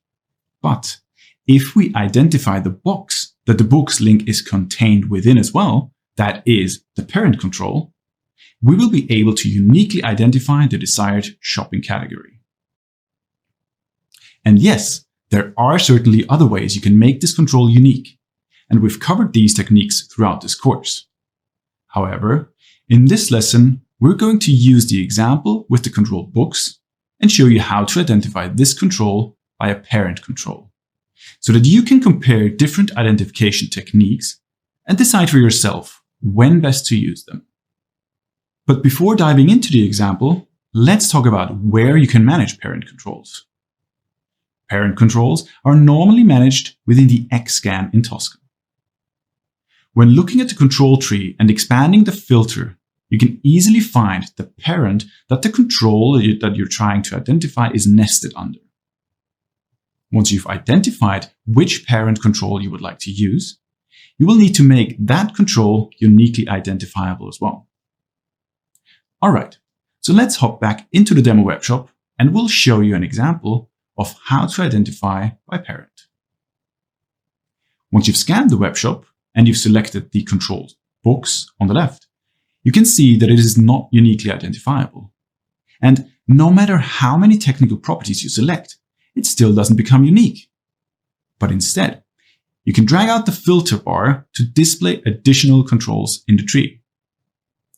If you go 3 controls above the books link, there is a div. And this div contains all the product links in the menu on the left of the page. If you select it, the books link will now become uniquely identifiable because Tosca is now looking for a books link that is specifically located within that div. So we've mentioned the term div here a couple of times, and you might be wondering what that is. Div is short for division and is a type of object used by programmers on web pages to segment the page into different sections. Divs can be very handy when steering web pages with Tosca because they often group similar controls together. But don't worry, You don't really need to know anything technical about divs, but feel free to use them to your advantage when using Tosca with web pages. Congratulations! We've arrived at the end of the lesson, and now you're able to identify controls by parent. In this lesson, we will discuss how to use dynamic IDs within module properties, and by the end of this lesson, you will be able to identify when a dynamic ID should be used and create a dynamic ID in the properties of that control. Specifically, we're going to take a look at what a dynamic ID is, why you would want to use one, where in Tosca you will apply what you've learned, and how you can use dynamic IDs to better steer controls in Tosca. So, dynamic ID is a term for a value of a property on a module attribute that can change during each distinct run, or even step to step. This can be achieved by using various dynamic expressions in Tosca, such as date, math, or buffer operations. Sometimes in your test cases, you may want to steer a control that contains a value that changes every run and is based on a value generated earlier in the test case. For example, in the demo webshop on the orders page, you will see the most recent orders placed. And if you want to view the details of your most recent order, it will be difficult to identify exactly which details button to click on, as there are multiple identical details buttons. But what we can do is identify the details button of your order by the container in which it is located. This container would be its parent control. You can tell Tosca to identify the container using the exact order number at the top of the list. However, you know that after you place more orders, this exact order will no longer be the most recent order at the top of the list. So if controls have dynamic properties, as in this case, you should reflect this by creating dynamic IDs in the properties of that control.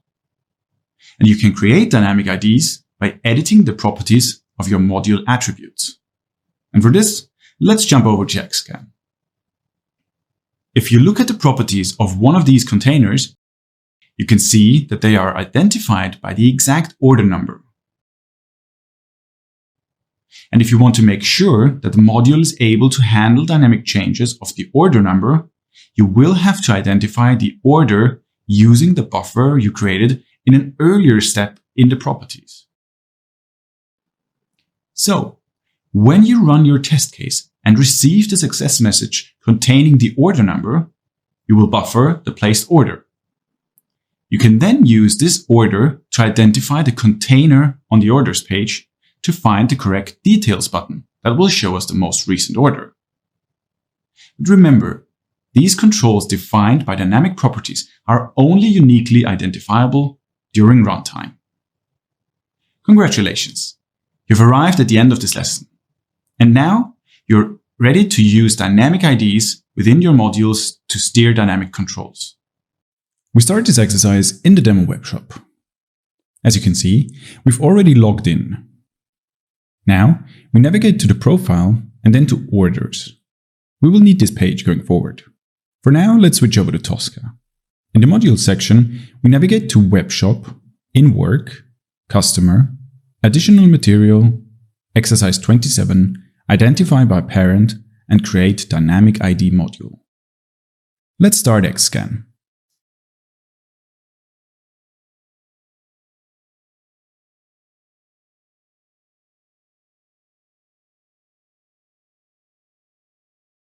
We're going to select the div containing the information regarding our last order. Additionally, we will add controls for the order number, the order total LI, and the details button. We now rename the controls as per the workbook instructions.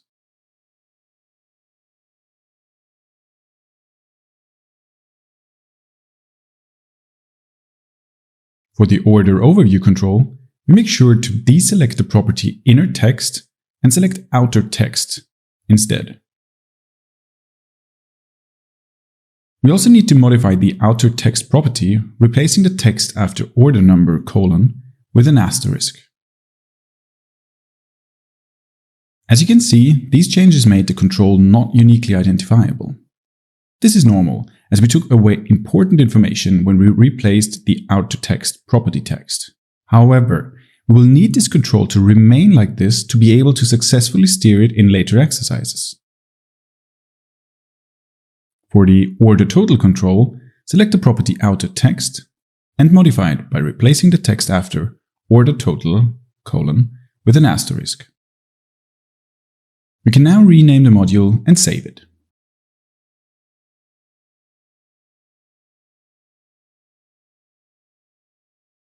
And once back in Tosca, as always, remember to save your work. In this lesson, we will discuss how to use the configuration parameter explicit name. By the end of the video, you will be able to set the explicit name configuration parameter on a module attribute and use explicit name within a test step.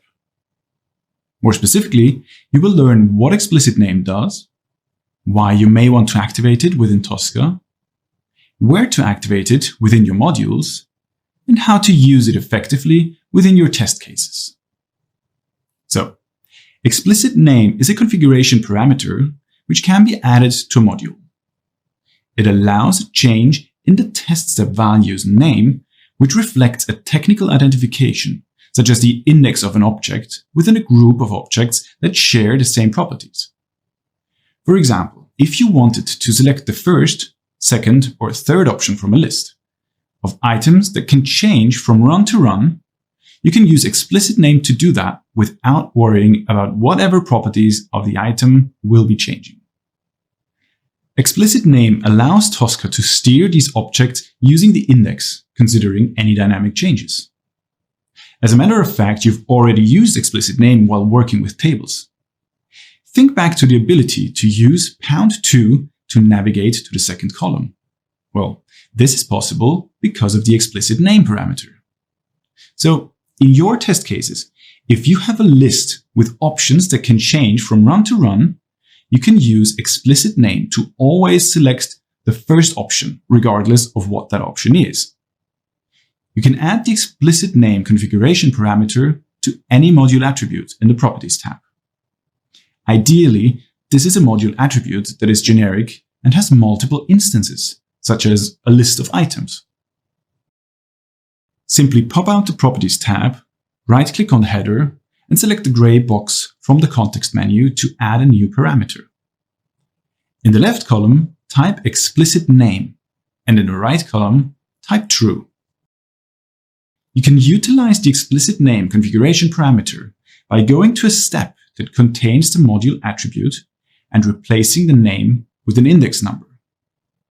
So for example, when selecting from a list of recently viewed items, a list that can change at any time, you can simply tell it to select the first option every time by typing a #1 in the name of the test step value box.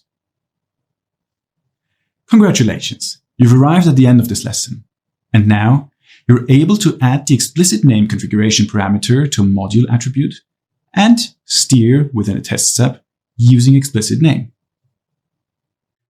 In the module section, we navigate to Webshop, In Work, Customer, Additional Material, Exercise 27, Identify by Parent, and Create Dynamic ID Module. Here, focus on the module Webshop Order Details that we've created in a previous exercise. Select the Order Overview module attribute, and in the Properties tab, right-click on the attribute's name and select Create Configuration Param to create a configuration parameter.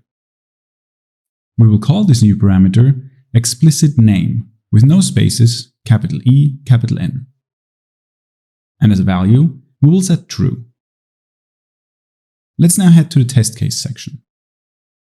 Here, navigate to Exercises, Dynamic Comparison, and focus on the test case Verify Order Number.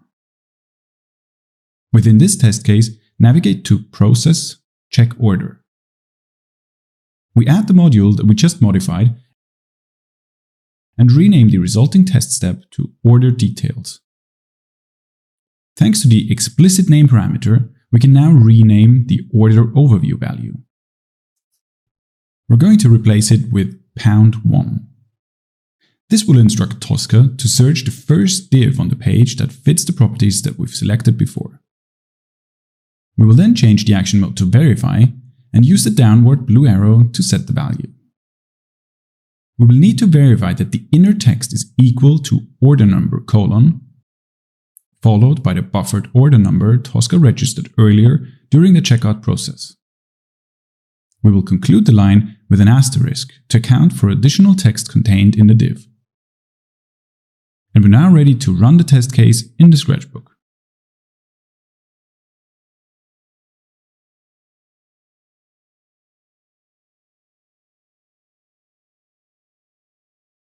As you can see, Tosca goes through a normal ordering process, buffering the order number at the end.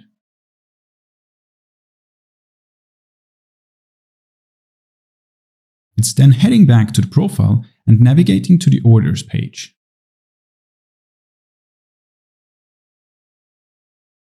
Here, it verified that the top order on the page, namely the last one chronologically, had the same order number as the last order placed.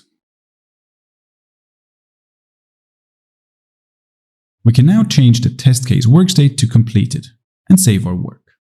In this video, we are going to focus on the tbox_set_buffer module. By the end of this lesson, you will be able to find and use the tbox_set_buffer module. And you will achieve this by looking at what the tbox_set_buffer module is, why it is useful, where you can find it, and how you can utilize it in your test cases. So let's begin by having a look at what the tbox_set_buffer module is. Well, tbox_set_buffer is a standard module that allows you to set a value to a buffer manually or remove the value of the buffer. Tbox_set_buffer is useful in situations when you may want to reset a buffer's value, set a buffer to a specific value, store a timestamp, or even perform calculations within a buffer's value. For example, you can reset the value of a buffer at the beginning of your test case and then continue to reuse that buffer throughout your test case to perform calculations. By resetting the buffer at the beginning of your test case, you ensure that your test results from a previous test run won't affect it. Without tbox_set_buffer, we would only be able to store values that we buffer in directly from the SUT. The set buffer module can be found in the standard modules folder under tbox automation tools, buffer operations. You can add this module to your test case whenever you need it. The tbox_set_buffer module is very easy to use and is flexible enough to allow you to get creative with how you use it. Once you've added the module to one of your test cases, you will see a whited out box with buffer name as a placeholder in the name column. You can type a new or existing buffer name in the field. This will be the buffer that the module changes. Once you do that, a new row will automatically be created underneath the one you just edited. You can add as many buffers into one module as you would like. But if you leave the value field empty, the test step will remove any value currently in the buffer. Now, if you would like to change the value of the buffer, simply enter whatever you want to set the buffer value to in the value field. This could be a number, a string, or even a dynamic expression. Please remember to always leave the action mode as input, which is what it is by default. This step won't work if you change the action mode. And this brings us already to the end of this lesson. Now you are able to use the tbox_set_buffer module. In this video, you are going to learn about the result count property so that by the end of the lesson, you will be able to use this property within your test steps. You will achieve this objective by looking at what result count is, and for that, we'll take a look at some real examples. We will then also look at when and why it can be helpful, And we will finish the lesson by looking at where you can find this functionality in Tosca and how you can use it. So let's begin by having a look at what result count is. Result count is a property that enables you to count how many times a certain value or item appears within an HTML page. For example, here in the demo web shop, you can use result count to find out the number of orders in the order history. Keep in mind that you could also use row count and column count for tables. However, result count offers you a lot of value as it counts the occurrences of a particular value independent of its position. You may want to use this number to take action elsewhere in your test case. Some examples of that could be repeating a step a dynamic number of times, going to the last item in a list, or verifying that there are as many items as were expected. You can use the result count property in the properties section of any test step value field. The properties field is where you have selected inner text property previously. There are numerous other properties you can manually enter into this field, but for now, we are going to focus on result count. This property is most useful when trying to buffer the number of objects that may appear on screen multiple times, such as a generic div or a checkbox. To understand how to use result count, let's get back to our example. On the orders page, you have a list of all orders placed so far. If you want to verify the number of orders that have been placed in the system, you can use result count. Now, using what you've learned previously about dynamic identification, you can create a module that treats all of these orders as similar generic items. So when you tell Tosca to find the result count, it will return the total number of items that match that criterion on the page. This was done by setting the inner text to order number column asterisk. If this control was uniquely identified, its result count would always be 1, because by definition, there can only be 1.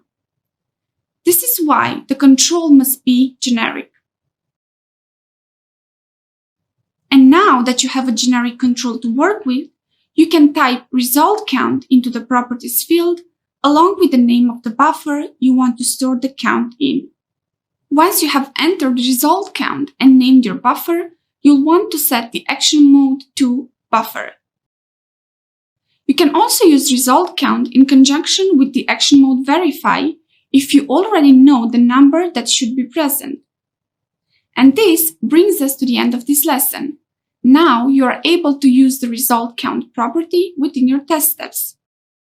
We start the exercise by navigating to the folder Exercises, Result Count. Here, we focus on the Count Digital Items test case, and inside of it, we focus on the folder Process.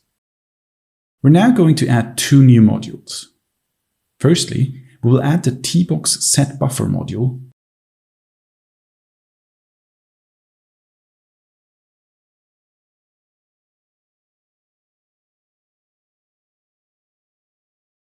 Secondly, we will add the digital download items module and rename the resulting test step to verify number of items in digital downloads. We're now ready to fill in the test step values. We will rename the buffer name value to number of items and give it a value of 3. For the test step, verify number of items in digital downloads, we will start by using the action mode select for the products table. For item, we will set the action mode to verify, and we can then expand the value cell and set the result count to be equal to the buffer we recorded in the test step before.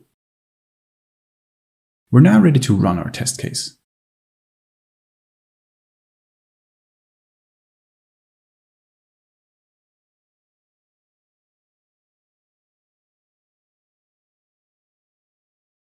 And as you can see, Tosca has navigated to the digital downloads page and verified that the number of unique items for sale on the page is the expected one.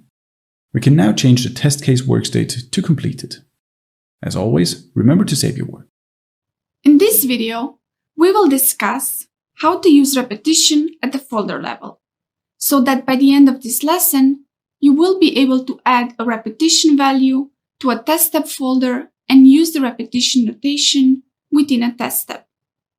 Specifically, we're going to look at what the repetition property does, why you would want to use it, where you can configure it, and how you can reference your repetition throughout your test cases to solve dynamic problems. Repetition is a parameter that instructs Tosca to repeat the steps within a particular level a specified number of times. You can define the repetition only on the test step folder level, which tells Tosca to repeat the steps within the folder. You can actually instruct Tosca how many times to repeat that action.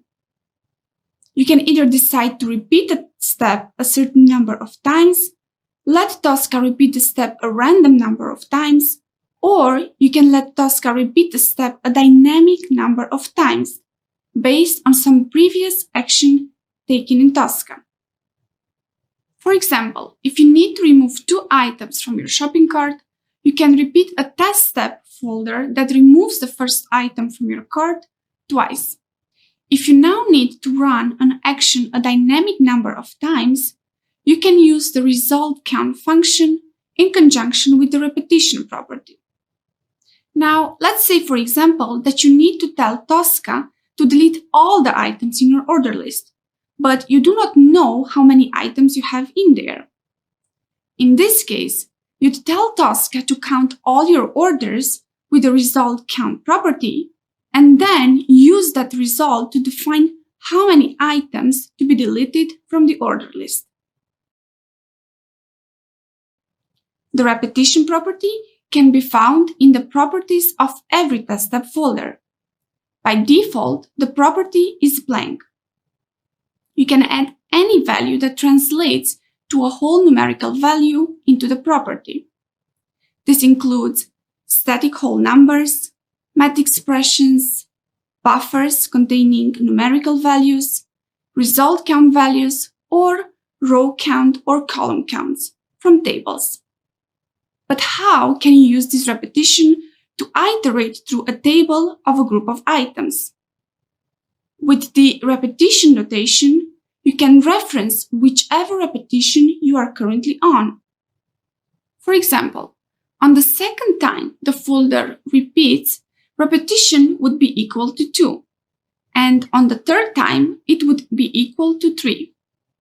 This means that if you set the repetition to the number of items in the shopping cart in the demo web shop, for example, Tosca would repeat the test steps within the test step folder as many times as there are items in the shopping cart. Let's see how this would look like in the workspace.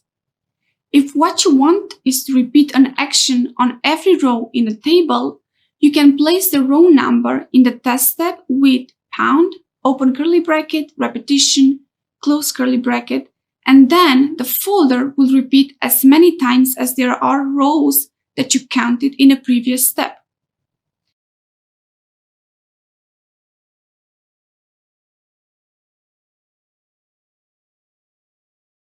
And this already brings us to the end of this lesson. Now you can start using folder repetition within your test cases, as well as the repetition notation. We start by navigating to Exercises, Repetition. We then focus on the empty shopping cart test case. And within this test case, we navigate to Process, Empty Shopping Cart. Here, we will add the modules as specified in the workbook. We start with the shopping cart module and we rename this test step to Verify Table Exists. Next, we will add the shopping cart module again and rename the test step to Count Number of Unique Items in Cart. Now, we will add the Set Buffer module and rename the test step to Calculate Items in Cart without Header. We can now proceed and reorder the test steps as specified in the workbook. Focus back on the test step Calculate items in cart without header. Here, we will rename the value buffer name to actual cart number. Next, let's focus back on the empty shopping cart test step folder and create a new subfolder under it. We will name this folder Select Remove.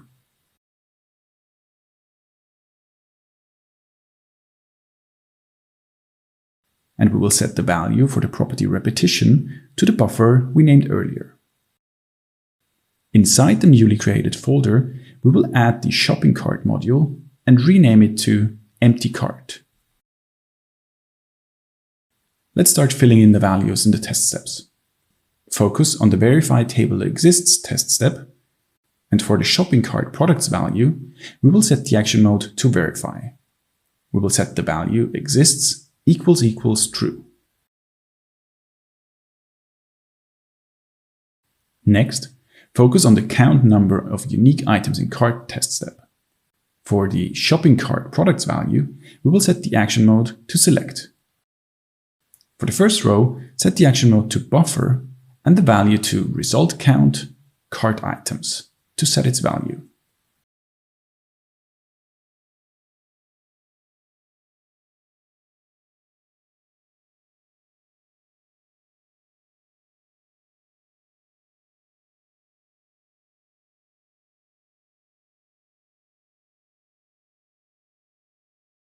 Next, focus on the test step Calculate items in cart without header.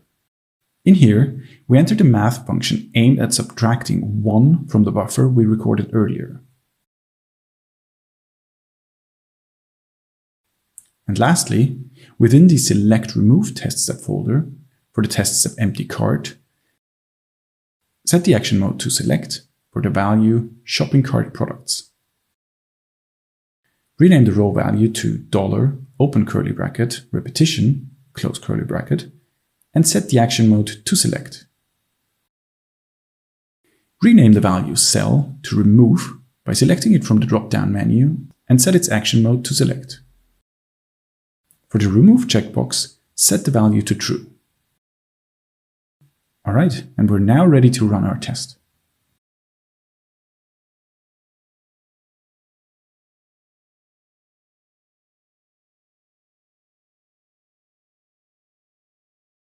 As you can see, Tosca has added a number of items to the cart and then proceeded to remove them all together. We can now change the test case workstate to completed. And as always, remember to save your work. In this video, we are going to talk about one of the advanced features in Tosca, the action mode constraint. Once you complete this lesson, you will be able to use this action mode and also identify possible scenarios where you can use it. To accomplish these objectives, we will cover the following topics. What exactly is the action mode constraint? Why can it be effective when creating your test cases? And where and how can you use it in Tosca? Constraint is a type of action mode that allows you to identify one specific item in a list of similar items. The item you are looking for needs to be uniquely identifiable. Having this in mind, imagine that you want to perform an action on an object or value in a table, but you need to limit the search for the object by using more than one identifier. Let's see how this looks like in the demo webshop with a real example. In our shopping cart, you have the following products: Music 2 with the price of 3, Music 2 with the price of 10, and you also have a book that is also priced 10. Now, you want to delete the Music 2 product worth of 10, but it is not enough to search just for the product called Music 2, as there are more than one. And neither is enough to search for a product with a price of 10, as also there are more than one product as well. What you can do instead is to search for both product name Music 2 and the price 10. This means that you need to find this particular product and then delete it by looking for its name. In Tosca, you will do this by specifying the data to steer in the products table from the test step. Now, we have seen that the action mode constraint will allow you to find or identify a row by searching for specific values within it. Let's also see how to use it in Tosca. First, you need to create a test step using the shopping cart module to be able to steer the products table. The next step is to search for the product music 2 and the price 10 in the product column of the product table. To do so, in the products table from the test step, you will create the price and product rows and set the action mode to constrained. This will tell Tosca that both of these values must be met in order to select the appropriate row in the products table. Tosca will then be able to find the item in the table regardless of the row it appears in. You can actually tell Tosca to select the button Remove and update the shopping cart. Remember that you can use the action mode constraint wherever you have a hierarchy within your modules, not only for tables, but the most common use in HTML is in tables. And this already brings us to the end of this video. And now you have a better understanding of what the action mode constraint is and how to use it. We start this exercise by navigating to Exercises, Constraint. Here, we focus on the test case Remove Music from Shopping Cart. Within this test case, we navigate to Process, Remove Wrong Item from Shopping Cart. We're going to add the module Shopping Cart and rename the resulting test step to Remove Music from Shopping Cart.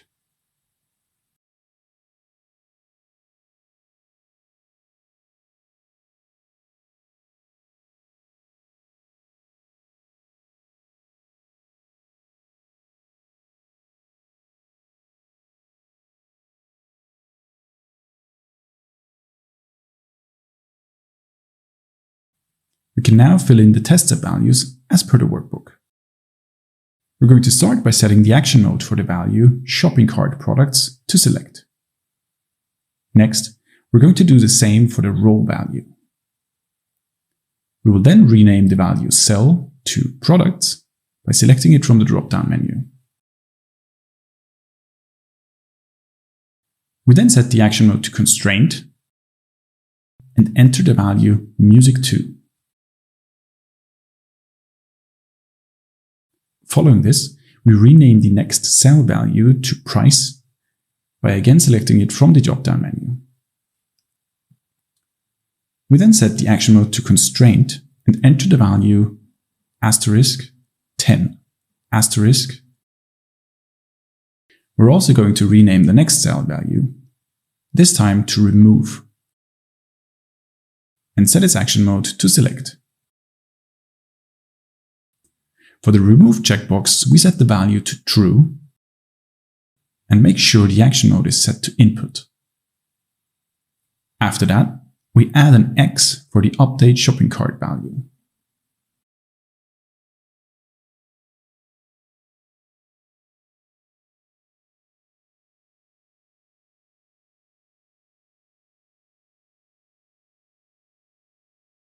After this, we rename the value Call to #2 and set its action mode to Select. Following this, we rename the next cell value to Subtotal by selecting it from the drop-down menu. We set the action mode to Verify and we set the value to 28.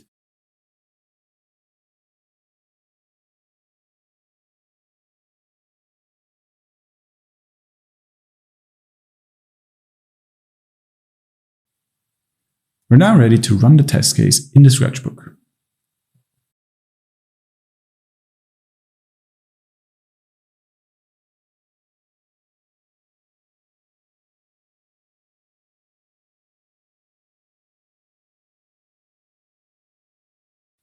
As you can see, Tosca added a number of items to the cart, 2 of which had the same name. It then used the action mode constraint to find and remove the desired one before proceeding to checkout. All that's left now is to change the test case work state to completed and save our work.